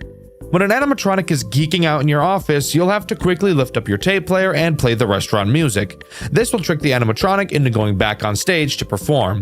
The tape player only has a track that's so long, so you can't just let it play out throughout the whole night. You'll also notice that the rewind button on the tape player has been completely removed. What a nice touch, guys. Thanks. Fredbear works much in the same way as Spring Bonnie, except instead of attacking from your hall, he attacks from the curtains in front of you. You'll be able to see him quietly open them to look in at you. Once again, some of the creepiest shit I've ever seen come out of a FNAF game. Get the fuck out! Bro, you can see him real time stepping in. That's so fucked. Stop, bro! Fuck, dude, I see him standing there. As of night 1, there's only one other threat to deal with. HIM, also known as Cake Bear. I'm not sure what the HIM stands for, by the way, and the wiki doesn't tell me. Cake Bear acts as this game's marionette, having a music box for you to keep track of on camera too. I usually hate music boxes, but this one honestly isn't too bad, and I actually never once died to Cake Bear throughout my entire playthrough, which you could watch on my second channel, Dxtr Black. Rather than having to wind the music box like in FNAF 2, instead all you have to do is click it once, and it'll start winding by itself. It's a small change, but a change we all needed to have in our lives. The music box goes down pretty slowly, so you really shouldn't have any problems with it as long as you check the cameras every now and again. Night 2 is actually when Fredbear becomes active, but since I already explained him, I'm going to take this time to talk about one of my favorite things in this game: skipping phone calls. That may sound stupid to you, but if you play FNAF games, this is something that will make you cream in your pants when you hear it. Unlike most FNAF games, where you play out the night while the phone call is happening, in Five Nights to Remember, the animatronics and music box actually don't become active until the phone call is complete, giving you the freedom to just relax and listen to the phone call without getting anally bombarded by freaky-out robots. Which also means if you die on a night and restart and skip the phone call, rather than having to wait in silence for the animatronics to become active, when skipping the phone call, they actually will just immediately start. Again, this is something so small, but holy shit, it makes me happy. The Radiance team are some of the most clever people on the face of the earth. I would make out with every one of you. Hit my line. Something else I should mention, after completing each night, you'll get to play a basic catching minigame, where you need to catch good objects and avoid purple objects. If you get a good score, you'll be rewarded with an upgrade to your flashlight, which will cause animatronics at your doors to be stunned for longer when used. A FNAF game with upgrades. This is so fucking cool. Night 3 brings on what is probably this game's biggest threat, Vision Foxy. But before I cover him, I want to cover the other character added in this night, Vision Chica. Vision Chica works exactly the same as Phantom Chica does in Five Nights at Freddy's 3. She has a chance to appear on any camera, and you can't look at her for too long. If you do, she'll disable your camera for a short amount of time, which will leave you vulnerable to Cake Bear and Vision Foxy, who we'll cover now. Throughout the night, you'll be able to hear Foxy humming. When you hear him doing this, he will appear on either camera 8 or camera 1, aka the two cameras that lead directly to your office. You'll have to quickly figure out which camera he's on, and when you find him, you'll see him sprinting down the hallway. You will then need to pull down the cameras faster than I pull down my pants when I see Toy Chica, and hold your flashlight down on the doorway he's running towards. You'll be able to see him peer in at you, which is just so fucking cool and creepy, and if you keep the light held on him long enough, he will eventually go away. While this mechanic isn't by itself difficult, I'm sure you could guess that in combination with the other characters, Foxy is probably going to be your main run killer throughout this game. Something really great to note about Foxy, however, if Bonnie or Fredbear are at one of your doors, you'll know which camera Foxy will attack at, because he won't be able to come to a door that's already occupied. So keeping track of where everyone is and stalling them as long as possible can actually be used to your advantage. Night 4 is when this game really starts to ramp up in difficulty, and is also where you get to hear me complain. Yay! The part you've all been waiting for! Wouldn't be a Dxtr White video if I didn't lose my goddamn mind, now would it? Night 4 introduces Vision Freddy and Vision Bonnie, the two characters that make me want to rip a baby owl into 40 pieces. Let's start with the most infuriating of the two, Vision Freddy. Vision Freddy has a random chance to appear in either one of your two doorways. He himself will never attack, but he will absolutely fuck up your tempo while you're trying to play. My strategy tended to be wind the music box, flash both doorways, and repeat. However, you're not allowed to flash Freddy. If you do, he will disable your flashlight in that doorway, which will obviously lead to your death. Oh shit, I was supposed to flash him. Oh yeah, okay, I see. I get it. I gotta be really fucking careful. I can't just grossly flash my lights.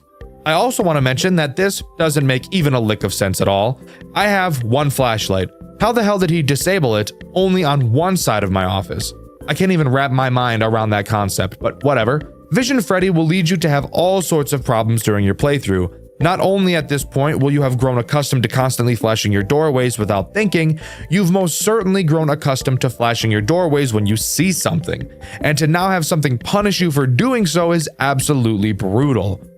Now let's switch gears like Luffy over to Vision Bonnie. I said Freddy is worse than this, but that in no way means Bonnie isn't worse than a car accident. Bonnie has a chance to appear in the computer monitor on your desk at any time, usually the most inconvenient fucking time possible. When you see Bonnie on your screen, you will quickly have to find him on one of your cameras and stare at him. This is a mechanic in FNAF games I cannot fucking stand. I'm not totally sure why I hate it so much, but if I had to guess, I'd say it's because of stupid ass fucking geeked up Sheriff Slithers from Graveyard Shift at Freddy's. That goofy ass snake has destroyed my will to live. If you don't find Bonnie fast enough, I'm sure you could guess what happens. Your ass is on the menu at Golden Corral and Bonnie is hopping up and down in line like a fat ass waiting to chomp down on your muff. Before I dive into Night 5, I should quickly explain what's been going on throughout the phone calls up until this point. As the nights have gone on, the phone guy has been telling us about how the company has been wanting to switch to spring-lock animatronics. Oh boy, we all know how this turns out. On one of the earlier nights, we actually see that Fredbear and Spring Bonnie are tossed into the back room and no longer start on stage, and that the new Springlock animatronics can be seen on one of the cameras instead. Fun fact, these Springlocks never attack you. I jeebed in my pants when I saw them for the first time because I thought I was about to get bent over backwards and fucked in front of all of the animatronics by them. Well, on Night 4, we're told that someone will be testing the Springlock costumes in the morning for the first time. And on Night 5, you'll notice we have access to a brand spanking new camera, Camera 9. On this camera, we can see the very Springlock costume, with the corpse of one of the workers still inside. We're told on this night by the phone guy that he was there when it happened, and that they followed the protocol perfectly and this still happened.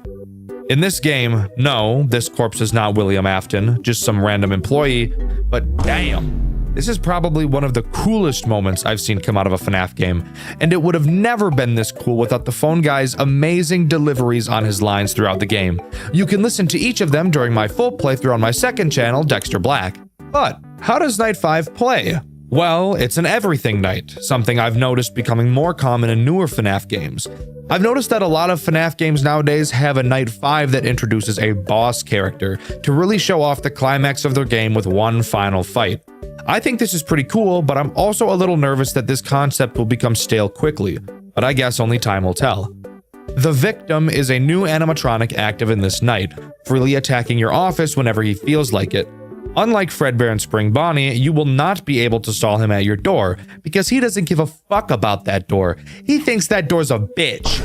I know, he told me. Deal with him in the same way you deal with Fredbear and Spring Bonnie, by using the tape player. I said this night was an everything night, and when I use the term everything night, I mean one character taking on the role of every character you've seen so far. Golden Freddy does exactly this, or this game just calls him the Yellow Bear, taking the role of every other animatronic we've seen up until this point. The extra addition of the Victim really drives up the difficulty of this night. The pressure is high the whole time, and you will barely have any room to breathe. But with all of the cool shit we've seen, we need to take a step back. And I need you to all take a breath with me, because what I'm about to talk about next will make you shit yourself. So just please, pause the video, get a glass of water, and get ready for me to talk about the stupidest thing you've ever seen in your entire life. Night 6 is a remake of an old FNAF game called One Night to Remember. And oh my god, is it dumb. Let's talk about it. One Night to Remember features an interesting cast of characters, to say the least, with characters we all know and love, like Fredbear, Spring Bonnie, Plushtrap, the original, Corpse, Stan, Mini Stans, Ben. Who the fuck is Ben? I'll go over this part quickly for the sake of your sanity. In your office, you have a music button. It's pretty much just the tape player from the main game, except you can't choose when to turn it off. It kinda just turns off whenever.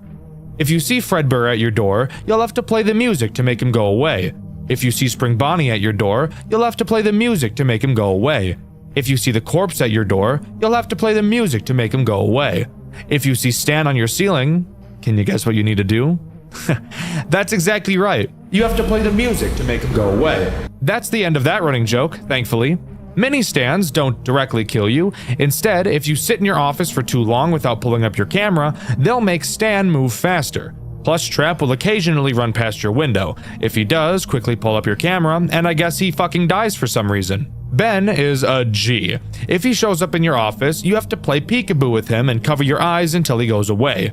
Ben has no concept of object permanence. He's 2. Finally, the original. He slowly moves around your cameras to your office. If he gets to your office, you die no matter what. Even if you play the music, which is bullshit. If you stare him down on the cameras, it will stall him, making him approach your office much slower. Do that for 6 hours and congrats, you've beaten this game's weird-ass Night 6. Hope you're proud of yourself because we've still got Custom Night to talk about. Usually, I don't talk about Custom Night, but this Custom Night has some new characters, and one of them I bet you fucking freaks will goon over. Thanks, Radiance team, for making me put goon bait on my screen. All 4 new characters are unlockable by completing Custom Night challenges. If you complete the 6th night of the game, you'll unlock Stan. Side note, I know that Night 6 is not a Custom Night challenge, hop off my pecker dog. Stan is pretty simple. Starting in your office, he will slowly try to drop down onto your head like any spider would do. Use the bug spray on your desk to keep him away. If you don't, Dunyan rings for you, bro. Also, side note, why would we use bug spray on a spider? Spider's not an insect. It's an arachnid. You know what? That's not important. If you complete the Imaginary Night challenge, you'll unlock Ben. Ben will randomly appear in your office and try to take a picture of you to post on his OnlyFans. When he does, you must quickly look left and right to prevent him from getting a good angle. And trust me, Ben loves his angles. you take a picture with your ass out and your back bent in with your pussy barely peeking through from a low angle with your face in it, winking with your tongue out and your feet in it, and your arches exposed and your toes clenched and your torso at 3/4 rotation with your side boob and your nipples just out of sight with a choker on and your panties around your waist with the middle pulled to the side. Beating the Nightmare Challenge will unlock Bite, a character that will only move on the cameras if your tape is playing music, giving you reason to stall characters in the hall for as long as you can. If he gets to your office, it's 100% game over and there's nothing you can do about it. Finally, I have to talk about the edging material. If you complete the old school challenge, you will unlock Bunny. Bunny sits on your desk and seduces you. All you need to do to get rid of her is boop her nose. While she is seducing you, all of the other animatronics get jealous of you and become disgustingly more aggressive. All right, editor, get her off the fucking screen now! I don't need an army of gooners jeebing all over their iPads, bro. Thank you. And with that, that's all Five Nights to Remember has to offer. This is honestly probably the scariest FNAF fan game I've ever played. Throughout the entirety of it, I felt in danger. I felt like me using the light to push them away from the door was actually a last-ditch effort to save myself. It's a feeling of dread that no other game has ever been able to give me, and I think that's pretty neat. The FNAF Fanverse Initiative, an idea Scott Cawthon had that was so good. The ability to bring fan game devs of your games into a closer community and allow them to sell merchandise based off of your branding is an amazingly generous and incredible opportunity.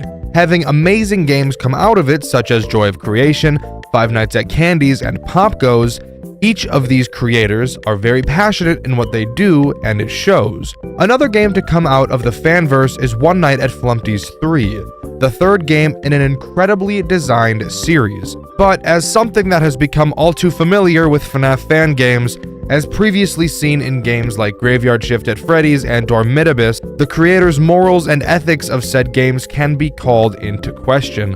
And sadly, the creator of this game, Jonachrome, had his turn on the chopping block that is the internet. Today, I'll be diving into Jonachrome's fantastic FNAF fan game series, all the goods, all the bads, and the disturbing accusations that had the light shined on them for all the public to see. Come with me as we explore the masterpiece of a FNAF game created by a deviant. One Night at Flumpty's 1 is what you'd expect from an old FNAF fan game. It's pretty much just a recreation of FNAF 1, but this game did it differently. Something I think a lot of people could agree with me on is that One Night at Flumpty's was ahead of its time. No other FNAF fan game was as well put together as Flumpty's was. You could argue Five Nights at Candy's was, but I'm not talking about Candy's right now, am I? As the title suggests, this game only features one night, but don't let that make you think it'll be a cakewalk. This one night is up there in difficulty with nights 5 and 6's from the normal FNAF games, and the difficulty increases by the hour instead of the day. Before I dive into gameplay, however, I want to talk about how amazing this game really looks. There's a lot to be said about Jonachrome, and I'll be diving more into his character at the end of the video, but Jonachrome is an artist, and a damn good one at that. Every single location in this game has so much character put into it, especially the office. Sure, there's a lot of dead things, but ignore what it is for a second and just admire how well done the 2D art in this game really is. Not many FNAF games go for a 2D approach, and I really wish more did because I think it looks amazing. Look at Playtime with Percy for another example. That game is 2D and it looks incredible. Then look at another completely flawless and probably the best FNAF game ever designed with zero competition, FNAF Shitpost. Another game with 2D art that is fantastic, and I definitely have no bias over that game at all. This game did something no other was doing at the time, and it has aged like a fine wine. But now, let's jump butthole first into the gameplay. As mentioned already, this game only has one night, but dear God, it's a long one. Each hour of this night is a minute and a half, making the full night 9 minutes long, which is a crazy amount of time for a FNAF game where you need to have good nerve control. Just like FNAF 1, you have a power system. However, it's only affected by your doors, so feel free to camp the cameras as much as you'd like without the worry of draining your power, which I promise you'll be doing often, as this game is going to rail you in the asshole with encounters, and you'll have to stay on top of each character's location. Speaking of the characters, who are they? Nice segue, Dxtr. Thanks, Dxtr. The first guy we'll talk about is obviously Flumpty, the main attraction. Flumpty acts both as the Freddy of this game and the phone guy. At the beginning of the night, he tells you that his name is Flumpty and that he is immune to the plot and can transcend space and time. He goes on to tell you that he kidnapped you and brought you here to be friends and that he's coming after you. And coming after you, he is. Holy shit. This guy moves at the speed of sound. Flumpty moves randomly across cameras with no pattern, and he can teleport wherever and whenever he likes. Which means, if you're unlucky like me, he can get to your office in about 15 fucking seconds after the night starts. That's awesome. I'm in for a shitty time, aren't I? I'm covering 3 games in this video? Can I get that confirmed? Hey, can you confirm that? Uh-huh. Yeah? Yeah, alright, fuck me. 3 games in the first 15 seconds already has me stressing. I love this. If you're unable to see Flumpty on any of the cameras, that means one of 2 things. Either 1, he's on the broken camera, which I'll talk about later, or 2, he's at your left door. If he's at your left door, just close it and bada bing bada boom, he can't get in. But something you'll immediately notice is that, unlike FNAF 1, there's no windows, so you won't be able to tell when he's left by just sitting in your office. So you'll have to constantly be checking the cameras to see where he is. And when he moves as fast as he does, it can get overwhelming quickly. Let's talk about our next freak, birthday boy Blam, or just Blam as I'll be calling him. Blam works very similarly to Flumpty, except he attacks the right door and he can't teleport like a dick. He follows a set path to your right door. Just close it, watch the cameras to see when he leaves. I just queefed. That's all you have to do about him. Oh, and in case you're curious, he's also Usain fucking Bolt and moves around the building at Mach 30, so that's just awesome. The Beaver is up next on the chopping block, and yes, his name is just the Beaver. I guess Jonachrome gave up on names here, but that's okay. What does he do? The Beaver acts as this game's Foxy, which it honestly didn't even need because of how often you're checking the cameras, but who really cares? The Beaver is sitting on the toilet taking a big fat patty whacker double-decker dump and reading a newspaper with several tasteful stories in it. Next to the toilet, you'll see a roll of toilet paper. Throughout the night, the more you fail to watch the Beaver, the smaller the roll of toilet paper will get.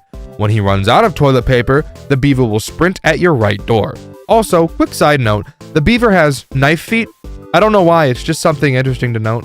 Who's up next, huh? Who do I have in my sights? Boom! Grunkfuck, Grunkfuss the Clown. Arguably one of the most popular characters to come out of this series. Grunkfuss is the first character I've mentioned who doesn't start at the beginning of the night. Instead, he starts at 4 a.m. I love this clown's mechanic. It's incredibly cool. I should mention that this game deliberately doesn't tell you how to play, and it doesn't describe how any of the characters work, leaving you to figure it out yourself. I love this idea, and it can lead to you feeling pretty smart when you find a small detail that can help you figure out how a character works, and Grunkfuss is a perfect example. Grunkfuss doesn't show up on your cameras. Instead, he is only ever visible inside of your office. As the night goes on, he will become more and more visible via a hole in the wall of your office. Well, that doesn't sound fair, I hear you say, and I usually agree, until you put your thinking cap on and realize there's a hint in this game that perfectly explains how Grunkfuss works. On camera 5, there's a hole in the ground with 30 eyes inside. That number is very important. Every time you lift your camera up, you'll notice that one of the 30 eyes have disappeared, and every time you pull your camera down, Grunkfuss becomes more visible. If his eyes reach 0, when you pull the camera down, Grunkfuss will grunkfuck your shit up. I think this is such a cool little hint this game gives you to explain how he works. You could easily play through the whole game and never piece this together. This is something I really love when games do, and I'd really like to see more of it.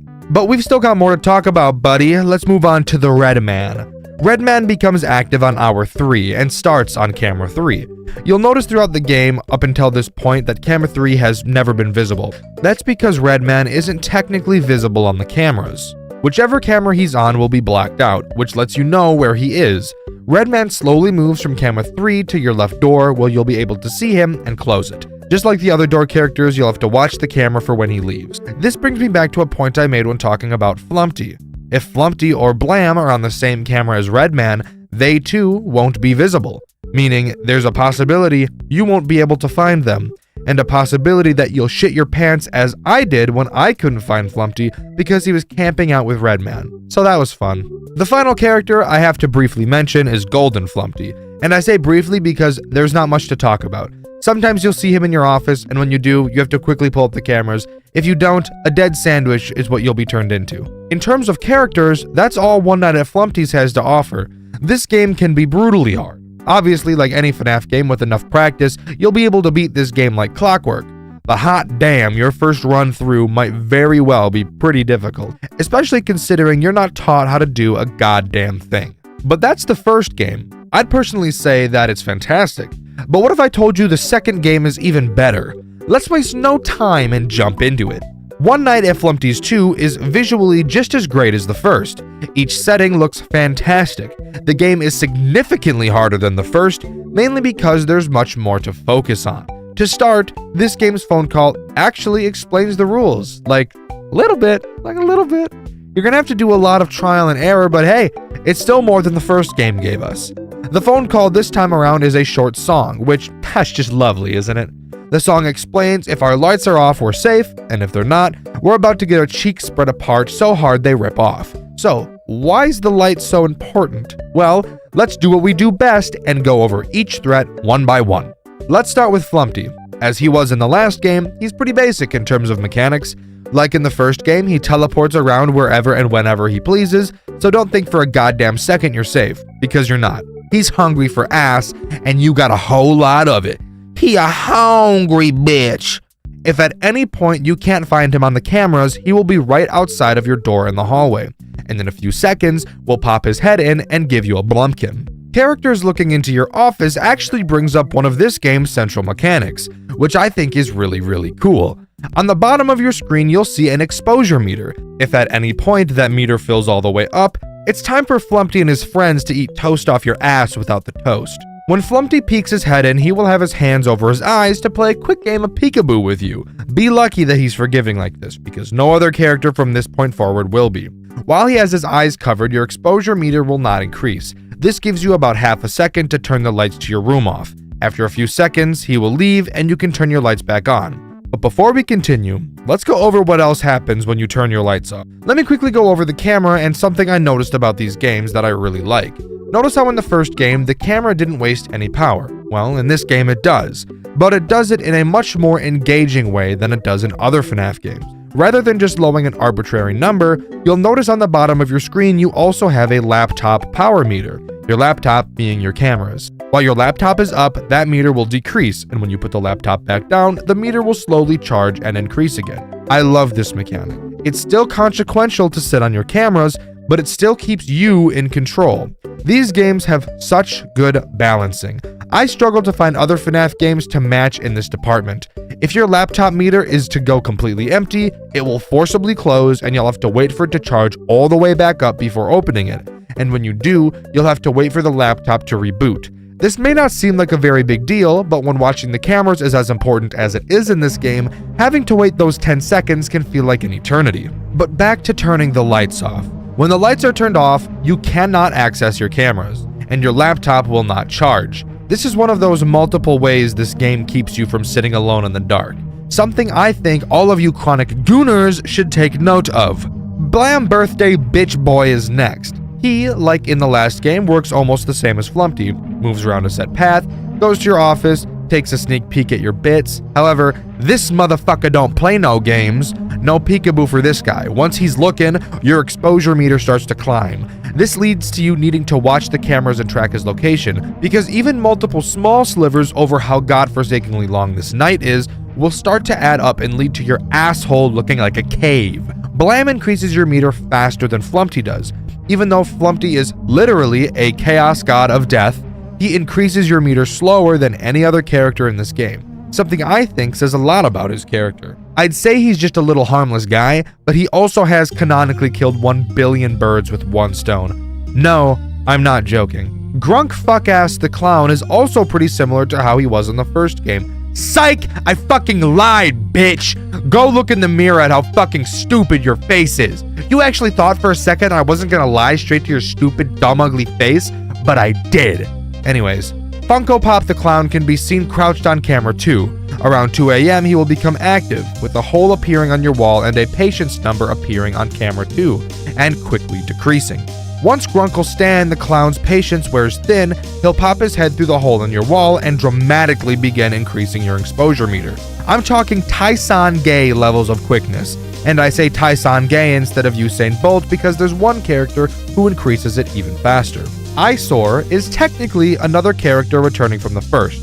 Remember the eyes that appeared in the hole on the floor that showed how many times you could flick up the camera before Fuckhead the Clown would ream you from behind? Yeah, that's him. That's Eyesore. Eyesore will start on camera 1, but won't be active until 4 a.m. Keep in mind, each hour in this game is long as fuck. He'll make his way to your office and peer in. When I tell you, the speed at which this bastard eviscerates your exposure meter is faster than the speed at which I bolt to the toilet after Indian food. I'm not lying. I suppose it makes sense given how many eyes he has, but like, damn! Don't let this guy eye bang you for too long, no matter how sexually attracted you are to it. The last returning character we have to bring up is Redman. But Dxtr, what about the beaver? He fucking died. He fell into the toilet and fucking died. Are you happy? I didn't want to have to tell you, but you pulled my leg. Dick? Anyways, Redman.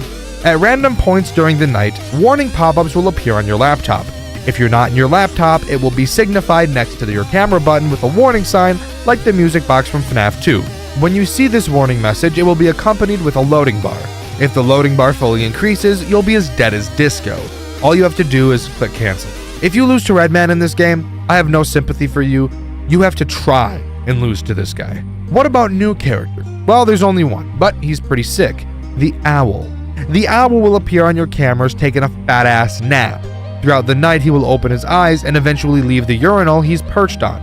When he does, you'll have to quickly check your vent cameras to see which vent he's about to assault you through. Once you know, you'll have to close the vent in your office in accordance with which side the Owl is attacking you from. If you don't, you guessed it, ask buffet and you're the main course. The vents don't waste any power, but only one of them can be closed at a time. So there's that.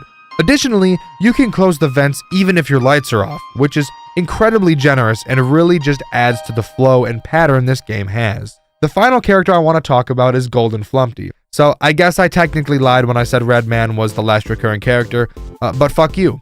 He works the same way as he did in the first game. Sometimes you'll see him in your office, either quickly turn the lights off or pull up your camera and he'll leave. Whoopity-doo, lore or something, I don't really know. That's all One Night at Flumpty's 2 has going for it. Well, it has a difficulty mode called Hard Boiled, which drastically increases the difficulty of the night, but it doesn't change any fundamental game mechanics, so I don't think it's worth diving into. One Night at Flumpty's 2 is such an enormous step up from the first, and that's saying a lot considering how amazing the first game really was. With the third game right around the corner, I can't wait to see what Jonachrome came up with. Oh, did I say right around the corner? Sorry, I meant 6 fucking years later. One Night at Flumpty's 3 released in 2021. Jonachrome made it clear he was never interested in making another Flumpty's game after 2, but the only reason he did is because Scott reached out to him for the Fanverse initiative. So what does 3 have to offer, and does it live up to the last 2? Flumpty's 3 is just like the last in one way. The art is phenomenal. Every single scene is fantastic and full of references. It makes the game very fun to look at. The office in this game is very frozen. You'll notice a thermometer in the corner of your screen. It's very important that you keep yourself warm and not let that meter reach empty, or you'll freeze to death like a bitch. You can go over to the furnace to have it slowly increase, and you'll need to be doing this throughout the night. How about the threats though? Returning from the last 2 games, we have Blam, who works very similarly to how he does in previous games. He'll move around the building in a set path and make it to your door, which in this game is really just a hallway. The cameras don't have power, so you should be camping them as often as you can. When Blam gets to your door is when we have to talk about a new mechanic, your camera. On the bottom of your screen, you'll notice a camera button with 20 uses. That's right, you can only use this camera 20 times throughout the night before it won't work anymore. So you better make sure you're keeping track of where every character is, because you don't want to waste any of these flashes. When Blam gets to your door, all you have to do is flash the hall and he'll run away. But be aware, there's no visual or auditory cue to signify that he's there, which is why watching the cameras is so important. Next, we've got another returning character, which by the way, there are no new characters, so I'll stop mentioning this. Anyways, the next character is Grunk Punk-Ass Slut Bitch the Clown. He does literally the exact same thing as Blam, but with one key difference. You do not want to flash him when he's in the hallway. The flash makes him scared and he'll pee his pants. That makes him embarrassed and he'll have to kill all the witnesses, and sadly for you, you're the only witness, so guess it's time to die. But being serious, while Grunkfuss is technically easier to deal with than Blam, he really makes you make sure you know where everyone is, because one false flash and it's game over. Next up on the chopping block, as I've said for the second time this video, is the Red Man. He becomes active at 1 AM and will make his way towards your furnace. On his furnace room camera, you'll see a warning telling you to stay away from your furnace. If you go to warm up by the furnace while this message is present, he'll eat your ass from the back, which I know some of you dirty freaks want, but for the rest of us normal people is something we'd prefer to prevent. I actually think this is a really nice mechanic. Something to keep you away from the only safe thing you have is super interesting. Knock knock, who's there? I don't really know, I don't usually answer my door, but we're talking about the eyesore next. He becomes active at 4 AM and actually can't be seen on the cameras. So how are you supposed to defend yourself? Well, lucky for you, you can actually see him in your hallway. Unlike the other characters, however, you'll actually have to flash eyesore twice to make him go away. And because your camera has a cooldown, this can lead to a deadly combo with Grunkussy. You'll need to make absolutely sure he's not in the hall when you go to flash eyesore. What about the owl? I hear you asking. Well, a better question would be, what about the beaver? Better yet, how about both of them, because they're both here in this game merged together as one in the form of the bee vowel. Talk about a freak of nature, am I right? Chat, if I ever end up looking like this freak, please pull the plug, I won't be mad. Anyways, the bee vowel starts at 2 AM and will appear on camera 3 in the hot tub. He will gradually climb out of the tub and crawl into your vent. This brings up the other side of your office where you can actually see the vent. This vent functions the exact same way the other door does. When you know the bee vowel is in the vent, all you have to do is flash him with your camera and he'll go away. But this does lead to a split path that you'll have to watch just as much as the door path, which can become stressful as the night progresses. Finally, we have to talk about Golden Flumpty, who is just as uneventful as he was in the last two games. When you see him on your cameras, you can't pull down the camera unless you switch to another camera he isn't on. Otherwise, he kills you. And that's all the threats. Survive until 6 AM and the final game in the Flumpty's franchise is over. In all honesty, I think this game isn't nearly as good as Flumpty's 2. I think that might be because of the fact that Jonachrome... Huh? What? What about Flumpty? I didn't talk about him? Oh, yeah, about that. Flumpty is pretty pissed that you survived as long as you should have, and is even more pissed at his friends for not being able to kill you. Being a god, Flumpty sets the time back to 12 AM, murders all of his friends, and comes to get you himself. I lied. We're not even close to being done. Let's talk about this game's second night, Flumpty Night. You'll immediately notice some new stuff, but I'll talk about them as they become important. In this night, after killing all his friends, Flumpty transcends space and time and is able to morph his body and appear in multiple places at a time. He replaces all of his friends and takes a majority of the mechanics of the night. Let's go over each Flumpty clone together. It can get a bit confusing, and this night is a clusterfuck, but I'll hold your hand and explain everything as best I can. And let me tell you, my palms are clammy. The first clone to talk about is Another Flumpty. Yes, his name is literally, quote, Another Flumpty, end quote. This guy is the exact same as Birthday Boy Blam. Fireside Flumpty replaces the Red Man. Spider Flumpty, aka fucking animated Flumpty, again, that is literally his name, replaces the B vowel. But something cool I want to mention about Spider Flumpty is that he is gorgeously animated. Like, look at his animation when he crawls through the vent. It's gorgeous. Now we need to talk about the Flumpty clones that have their own mechanic in this game. Except not really. All-Seeing Eye Flumpty acts exactly like Grunkfuck does in Flumpty's 2. On camera 6, he'll have a patience timer, and when it reaches 0, he'll appear in your office through a hole in your wall. Also, you'll notice on this night that an exposure meter literally slides in from the side of the screen during the night, and All-Seeing Eye Flumpty will increase it. You get rid of him by flashing your camera at him. This night is about to get a lot more insane, I promise. Flumpty.exe replaces what the Red Man does from Flumpty's 2. Occasionally, a program will appear on your camera, and if you don't cancel it in time, then it's time for an ass-eating buffet. Shadow Flumpty works just how Grunkinky does in Flumpty's 1. The more you lower your camera, the further and further through positions he gets in your office. Lower it too many times, and he's gonna go spelunking in your asshole. I'm talking pounding ass pickles. Door Flumpty is where the 2 extra doors on your office come into play. He'll appear on either camera 8A or camera 8B. You can stop him by turning on your laser doors to keep him out. Also, you'll notice you have door power at the top of your screen, so just something else you'll need to keep track of. Are you stressed yet? We're not done yet. While on your camera, sometimes you'll notice something really cool. Flumpty will fucking move the cameras 8A and 8B around to change which door that Door Flumpty attacks from. The first time I saw this while playing, I was freaking out. It's honestly such a cool idea that I've never seen done before. Finally, we have to talk about Virtual Boy Flumpty. Once 3 AM hits, if you look at your camera, you'll see a new section of the map that was never there before slowly lower from the top of the screen and add 2 new cameras to the game for you to keep track of. I want you to keep in mind, all the other bullshit I've already mentioned is still happening right now. Virtual Boy Flumpty will make his way to camera 10, which you'll see has a door power switch. If you let Virtual Boy Flumpty get into this room, he will flip the switch, permanently turning off the laser doors you use to keep Door Flumpty out. So how do you stop Virtual Boy Flumpty? Well, this is really awesome. You have to close another set of doors on the fucking cameras. I swear to God I'm smoking crack because this is insane. There is actually so much shit going on this night. It's so much fun to play once you get into a groove. This is something that Jonachrome does that not many other FNAF creators can replicate. Although all of this is happening at the same time, you will almost never feel like completing it is based on luck. Everything flows together so smoothly, it's just super fun to play. Midway through 4 AM, a new song will start playing and the true boss fight begins. This final stretch is so much fun. When the song starts playing, you'll notice every single bit of your UI start to change to completely random intervals constantly. However, all of the systems still work. Sure, you can't visually see where your thermometer is at, but it's still decreasing and you will still have to manage it. Flumpty sings a little song, and if you manage to get to 6 AM, the game truly ends. We get one last final cutscene where Flumpty finally lets us leave, and we see what the world has become while we've been trapped with him. Nothing but a wasteland, and we begin to question if escaping was even worth it at all.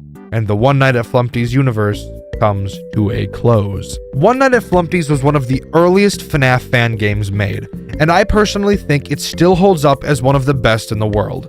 Each game got better than the last, which is something that sadly doesn't happen with most series. I'm very glad that Jonachrome had such good attention to detail to make sure that the games never got stale.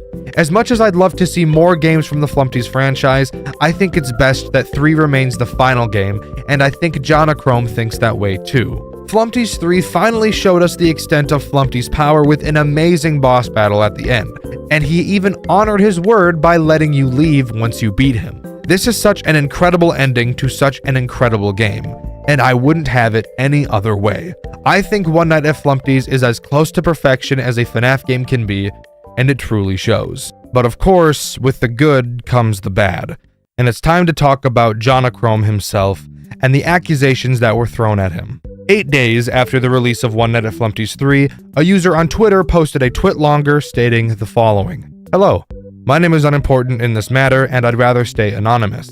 I love this community. I absolutely have been a part of the FNAF fandom ever since 2014. The point of this is to try to make it safer for everyone and minors. Don't go attacking Scott over this. He had absolutely no way of knowing who Jonachrome really is. I also strongly insist that minors stay within their age groups when meeting friends in the same fandom online, whether artists or not. With that said, this is my testimony coming clean about Jonachrome. After seeing the release of One Night at Flumpty's 3 and how Jonachrome has insisted on staying within the community and fanverse, I cannot stand by and allow him to continue being within this fandom, and I really should have come forward much earlier when I initially found out. I was involved with plenty of his group DMs from 2016 to 2018. A girl by the name of Emily was 13 to 14 at the time, and he came all out about his relationship with her. Within group DMs we've had, Jonachrome was already in his 20s. Charges cannot be pressed as Emily would need to do it herself as she would now be 19. I have evidence to prove this with links to all of it, and witness statement, and messages from Jonachrome himself. This man should not be praised at all, and I hope this helps people see him for what he really is, and why he should be removed altogether from any community he has a high stance in. It can be gathered that Jonachrome stated he was dating this girl, but was not going to do anything sexual until she was of legal age, which some would constitute as grooming. In my personal opinion, none of that is as damning as John's own messages. In one message, he flat out admits his plan to marry Emily, who, keep in mind, is a child. Jonachrome also mentioned how they'd been dating for 2.5 years, and considering how she had her date of birth set at 2002, this would have made her about 14 years old when they started dating. It's also very clear that Jonachrome knew that what he was doing was wrong, as in 2017 he was very concerned about the net neutrality laws, which he thought would cause conflict with his being able to communicate with her. The twitlonger wasn't up for long when Jonachrome responded. The title of his response stated that both he and Emily knew that this would happen at one time or another. His response reads, "Well, if my statement means anything, here it goes. I'm not a child groomer and I'm not a pedophile. Plain and simple. I wouldn't dream of manipulating, abusing, or exploiting anyone, much less minors. And the twitlonger has no evidence to suggest that I did. It comes across as spiteful to me more than it comes across as a post made out of legitimate concern for anyone's safety. That said, I can't deny that the screenshots are real. When Emily and I met, dating wasn't even a consideration for obvious reasons. We were friends who got along really well. My first relationship was with someone my age, which only lasted a few months because we didn't communicate very well. That was when I started questioning what was really important in a relationship and what actually makes two people compatible. I realized that Emily and I share the same religious beliefs, we have similar sense of humor, there's a lot of overlap in our interests and hobbies, and we could both comfortably talk about a lot of things. We both felt like maybe we were meant to be together and were just born at the wrong times. We started talking, making it clear right away that there would be nothing sexual about our conversations and that we wouldn't meet in person until she was at least 18. We enjoyed each other's company, just talking and hanging out. Occasionally we'd watch movies together. For a long time, I didn't see the harm in it. I always put her needs before my own, always claiming to do what was best for her, and in a way, I thought I was saving her from experiencing the same heartbreak I did. This year, 2021, would have been the year we met in person, with her age at 19. But this was also when I learned she was starting to have doubts about our relationship. She knew I didn't mean any harm, while also saying I had effectively prevented her from exploring other romantic options by approaching her when I did. I'd like to say I knew better, but until that moment, I kinda didn't. I'd thought I'd done everything right, and I gambled on the assumption that if we were meant to be together, it wouldn't have mattered in several more years. But the reality is, I didn't give her enough time to grow, and I shouldn't have even entertained the idea. It's a mistake I've made the one time, and I'll never make it again for as long as I live. For anyone who wishes to hear the victim side of the story, Emily and I are on good terms, and she's planning on making her own response to this as soon as she can. Regardless, I was wrong for pursuing a relationship with her. I can't change the past, but I hope that my story can at least serve as an example for others. Please, whether you're an adult or a minor, don't make the same mistake I did. You might have the best intentions and the utmost confidence in a potential relationship with someone out of your age range, and you might not see any red flags, but that's no excuse. It's not worth it. Minors should be especially careful in an online space because there are people out there who want to take advantage of it. This could have ended a lot worse. Stay safe. Later after that, Emily responded herself, and her response reads, "Jonachrome is not guiltless in this, as I'm an adult now, I'm completely aware of that. But he is genuinely a kind-hearted person who just did something to himself that he shouldn't have. As a minor at the time, of course I was super dumb and naive, but as an adult, Jonachrome was 100% responsible for his actions. He has apologized to me several times, and I truly still believe he's a good person. We even talk on good terms even though we're separate. But he has recognized that he fucked up. So please, as the victim, leave the man alone. Let me clarify. He has never tried to solicit anything from me. He has never asked me to do anything I didn't want to. It was not good to consider us having a romantic relationship when I was very explicitly not old enough. But keep in mind, we've always been friends. Jonachrome is easygoing, fun to talk to. We used to watch movies together and talk about what we liked about them. We used to draw cute pictures for each other. We used to talk about the games we'd like. Morally, it was wrong to have romance between us, but it was innocent too. To say that it was grooming is where it becomes gray, because I feel like it was definitely unintentional somehow. That sounds like I'm confused, but I know why that is. If he had malice intent, he would have been much more persistent than he was. But no, he's not dangerous whatsoever. If Jonachrome attempts something like this again, yeah, I don't think I could trust him. He has done something awful, but that doesn't mean he himself is awful. What matters is how he moves on. If he's learned from this to know not to go any further from what he did to me.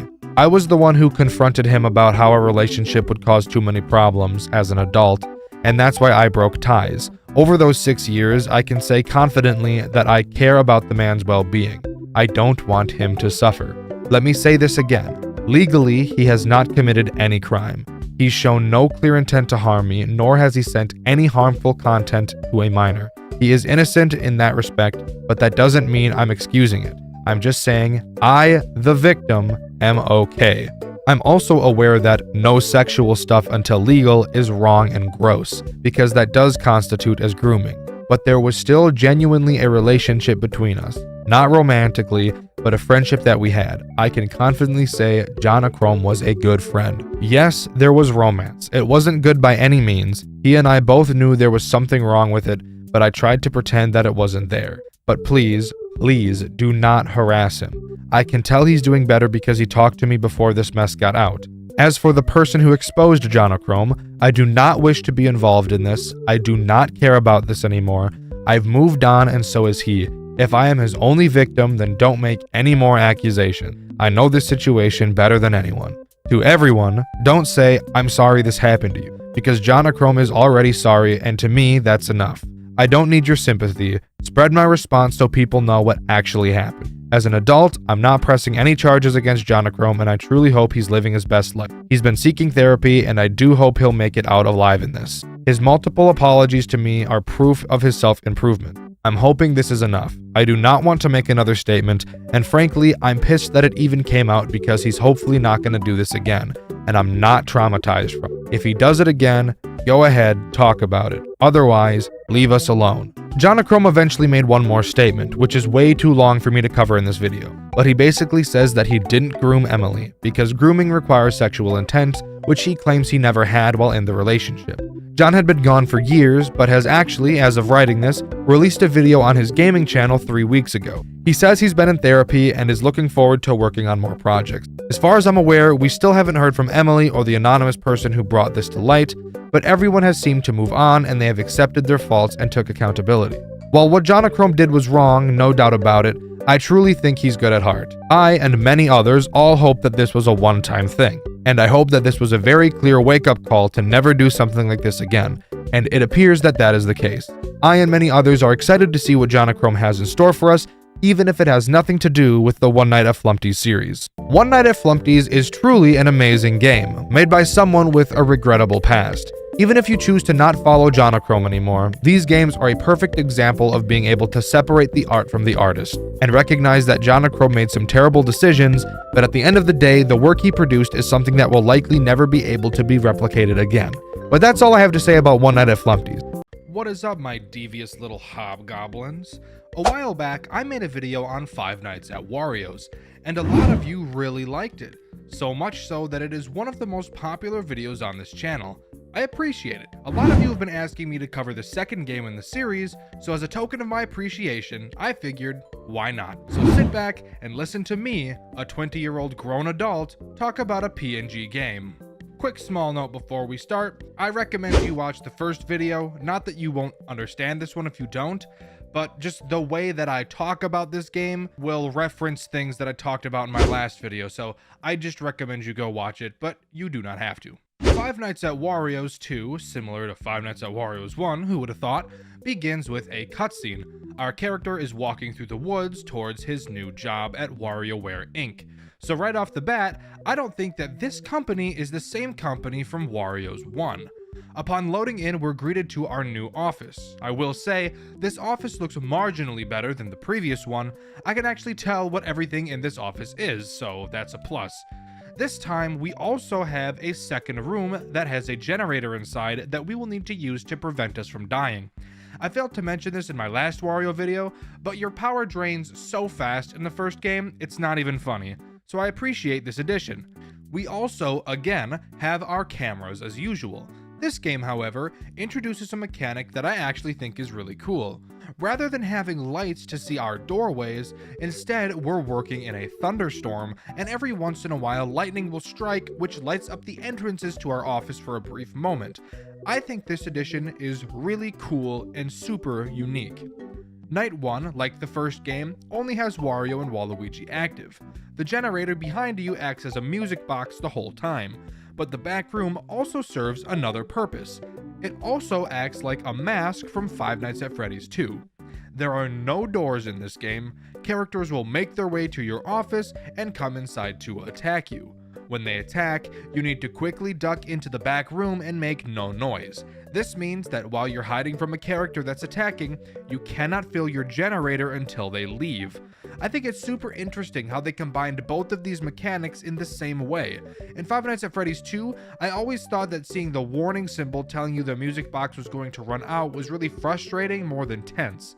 However, in this game, when you're tight on time to fill the generator and you have to hide, you have to sit there and watch it go down, knowing that you could technically fill it. I feel like this edition actually makes the same exact situation feel more tense than the original. Night 1 isn't too difficult, so let's move on to Night 2. Night 2 introduces a brand new character, Toad. Toad works as the Foxy character that the first game should have had.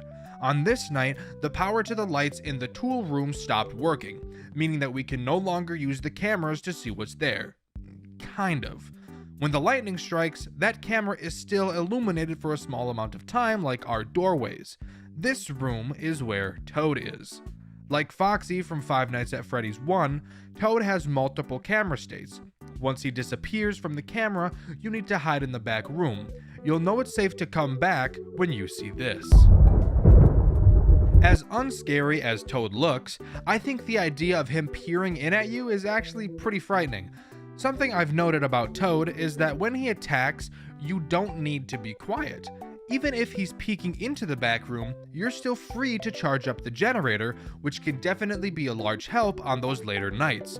It's also really easy to tell when he's charging, as intense music will start to play before he arrives. Aside from Toad, Night 2 is all the same. I think Toad adds an extra level of difficulty to this game that the first one desperately needed, and I appreciate the successful attempt at doing so. Night 3 adds 2 new characters. The first is Mario. Back from the first game, Mario will appear in your back room. He will slowly rise from the bottom of the screen. If you stay in the back room for too long, he'll kill you. Super simple mechanic, but since every night the generator goes down faster and faster, you'll end up finding yourself needing to stay back there longer, meaning in later nights, Mario will become a real threat. The other character this night adds is Bowser. Bowser works just like Wario and Waluigi, the only difference is he attacks from the window rather than the door. When he enters your office, all you need to do is hide in the back room. Between these two, I think Mario is the more interesting character because, no fucking shit, his mechanic is actually unique. Night 4 adds another character from the first game, Peach. I'm not going to spend too long on this night because there's not a whole lot to note. Peach works exactly the same as Wario, Waluigi, and Bowser. She moves around the cameras and will attack from the door. When she does, just hide in the back room and don't make noise until she leaves. Simple and boring, I'm having an aneurysm. But this is a super early fan game, so for what it's worth, this game was technically revolutionary for its time. There aren't any new characters on Night 5, however, Mario does get an upgrade. Now, alongside being in the back room, keeping you from staying there for too long like in the first game, he'll also be in your main office and move through 3 different states before standing in your room. When he does, you'll have to hide in the back room. In all honesty, I think this is pretty stupid when you look at it logically for a second. I know you shouldn't do that in FNAF games, but fuck you, I'm gonna do it. Mario is already in the back room, and he clearly knows that you hide there. He even forces you to not hide there for too long. But now you have to hide from him. And I'm supposed to pretend like that makes any sense at all. I could keep complaining, but we have 2 more nights of this game to get through. After beating Night 5, a small cutscene plays. WarioWare got a call from an unknown source, and apparently we have to go in for another night. An end screen shows, again with another question mark, but this time Mario can be seen in the corner for an unknown reason. Sorry not sorry if that startled you. Night 6 adds nothing, it just makes the characters more difficult. As my good friend Blue Links would say, boo! Night 7, however, does add something. I bet you will never in a million years guess what it is. Five Nights at Wario's 2 breaks new grounds and adds another fucking music box. Why? Why do we need another music box? It makes no sense. This has to be one of the laziest bits out of any game ever released to this planet. No, this fucking solar system. Sorry. I lost my temper. That's the only new thing that's added to this night. The characters are harder again, surprise, surprise. After beating Night 7, we get a screen showing a newspaper, which I will get into later when we discuss the lore that was released in this game. Five Nights at Wario's 2 is much better than the first one, improved graphics, and semi-improved game mechanics. As much as I hate the addition of a second music box, at least this time we're required to use the cameras. Moving on to the story that this game gives us. Again, I'll be going over the contents of the phone call and trying to extract as much information as I can from them. On night 1, we're introduced to the new phone guy, who happens to be voiced by Dawko. We're told that in this game, rather than working at a factory again, we're working at a place called WarioWare Inc. This business specializes in making video games. I'm not entirely sure why a place like this would need a night guard, but let's try not to think realistically here. Dawko explains how employees claim to be seeing figures. He explains that he himself has dealt with hauntings before and that it wasn't fun. I want you to put this small comment into the back of your mind. There's not a whole lot of info given on night 2. Dawko explains to us that entities move faster in the dark. I feel like this implies that the phone guy knows exactly what it is that we're dealing with. Night 3, however, we get some juicy lore drops. Dawko tells us that the building we're in caught fire years ago, and that the only casualty was a large dragon-like creature. Obviously, this is referring to Bowser. Bowser was buried under our office, and we're told that after this fire, Wario, the man who started the WarioWare company, started up a fast food factory. This is huge. This lets us know at what point in the timeline we're in. Where we're at, Wario has already made the fast food factory, and I feel it's safe to assume that the events of the first game have already taken place. If I had to make an early assumption, I'm going to guess that the phone guy's hauntings were at the fast food factory, and I'm going to take the guess that he is the one that we played as in the last game, but that could be incorrect. That's just what I'm going with for now. On night 4, my theory starts to seem more believable. Phone guy tells us he's been in our position before. He said he worked 6 nights before the place he worked in got shut down for events. This lines up perfectly with the events of Five Nights at Wario's 1, as we played through 6 canonical nights before the main game ended. Near the end of the call, he also stated that it's always important to have a night guard on the first week. I truthfully have no idea why he said this. Why would only the first week be an important time to have a night guard? Maybe the first week of opening makes the spirits of the workers upset because they want what they started to remain dormant after they passed? I have no fucking idea. But hopefully we'll be able to get that question answered. Night 5 has no lore drops, but we do start noticing something a bit odd about the phone guy. In this phone call, he seems less friendly and slightly less focused. He has a lot more ums in his speech, and this phone call is a lot shorter than the others. He seems upset that we've made it to the end of the week and that we get to relax on the weekend. And instead of the friendly goodbyes and good lucks that we've been used to on the previous nights, this time we're greeted with just a cold goodbye. Something is definitely wrong with him. I'm just not sure what yet. At the end of night 5, a screen full of text tells us that a mysterious call was made, a call with a request. We're not told what the request is, but this call is seemingly the reason why we had to go in for a 6th night. On night 6, we get another phone call from Dawko.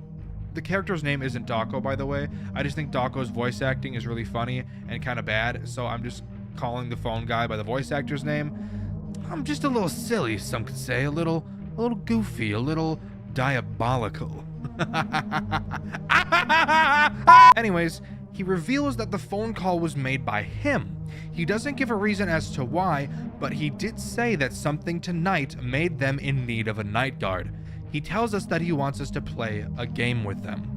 When I first heard this, I was a little confused, but I'm pretty sure he's implying that he is one of the characters that we're fighting off. but I'm not sure which one he would be. The only new characters are Toad and Bowser, but I don't see why either of those would make sense. He reiterates that he's gone through this too at a different location many years ago, and that now it's our turn. I still get the feeling that he was the security guard from the first game, but now with the information that he might be one of the characters coming after us, that theory starts to crack. He tells us that he's locked the doors to the building and will be forcing us to stay here for the night tomorrow as well. This night is also the night where we learn our character's name, that being Thomas. Clearly, whoever the phone guy is must know us. We just have to figure out how. Night 7 is the final main night of the game, and there's plenty of interesting information in the phone call. Phone guy tells us that someone has been waiting for us, before seemingly passing the phone to them. Then we hear some tangled mess of sound. Reversing it reveals the following, quote, "It's time to end you. You'll play the looping game with no ends. You cannot hide. We will find you. We will locate you. We will do the same thing to you as we did to him. Soon you will be one of us. You cannot run anymore. Thomas Taylor." End quote. Alright, a few things to unpack here. First of all, I have no idea who this could be talking to us. I feel like it'd make most sense for it to be Wario, but I could be wrong. The voice says they will do the same thing to us as they did to him. I'm not sure who him could be either. My first guess was the phone guy, Dawko, and that would make sense considering the voice said that we would become one of them, just like the phone guy seems to be one of them. After completing Night 7, we're greeted with the newspaper clipping I mentioned earlier, which reads, WarioWare Inc., owner on the run. Yesterday, the owner of WarioWare Inc. escaped as the police tried to bring him to the station. Quote, "I heard someone screaming from the factory, so I called the police," end quote, says witness Matt Parker. The police arrived shortly after, only to be met by a man storming out of WarioWare Inc. with signs of scars in his face. As he ran, he dropped the phone he was carrying that contained a bloody hand mark. The police immediately followed his footsteps, trying to catch up with him. Shortly after, the newly hired Thomas Taylor came out of the factory too, claiming he had been locked inside the building for 24 hours. The police continued their search the whole night. The man has yet to be found. So, from this clipping, we know that the phone guy is the owner of WarioWare Inc. I actually have an idea of who he could be. If you haven't noticed, Luigi is absent from this game. He is never seen. I get the idea that the phone guy could be Luigi, but if that's the case, that throws the idea of the phone guy being the security guard from the first game out the window, because obviously Luigi was an active character in that game. By the way, I'm very aware that there's a video made by the creator of the Wario games going over all the lore. I just think it's much more fun to try to figure it out myself as I go along. But that's the end of Five Nights at Wario's 2, as I can tell. Let me know your thoughts on the game in the comments below, and if you think it's better than the first one, which should be a unanimous yes, by the way. In the last video, I asked you all what your favorite mechanic from any Five Nights at Freddy's or Five Nights at Freddy's fan game was, and why. My favorite comment is this one by Joker of Spades. Congratulations on the second favorite comment, by the way. They chose Dee Dee from Ultimate Custom Night, which threw me off at first, but after listening to what they had to say, they explained that they like Dee Dee because out of nowhere Dee Dee will appear, adding a random character, and it will be up to you to figure out who it is fast enough to be able to begin dealing with them while also dealing with the chaos of every other animatronic. And that actually made me think, and I kind of agree, it's a really cool mechanic, and I think more things should be done like that in future FNAF games. The question of this video is, would you like to see me cover another FNAF series or FNAF fan game series from start to finish, and if so, which one would you like to see? With the question of the video being asked, I've been Dxtr, and I'll see you all in the next video. See ya!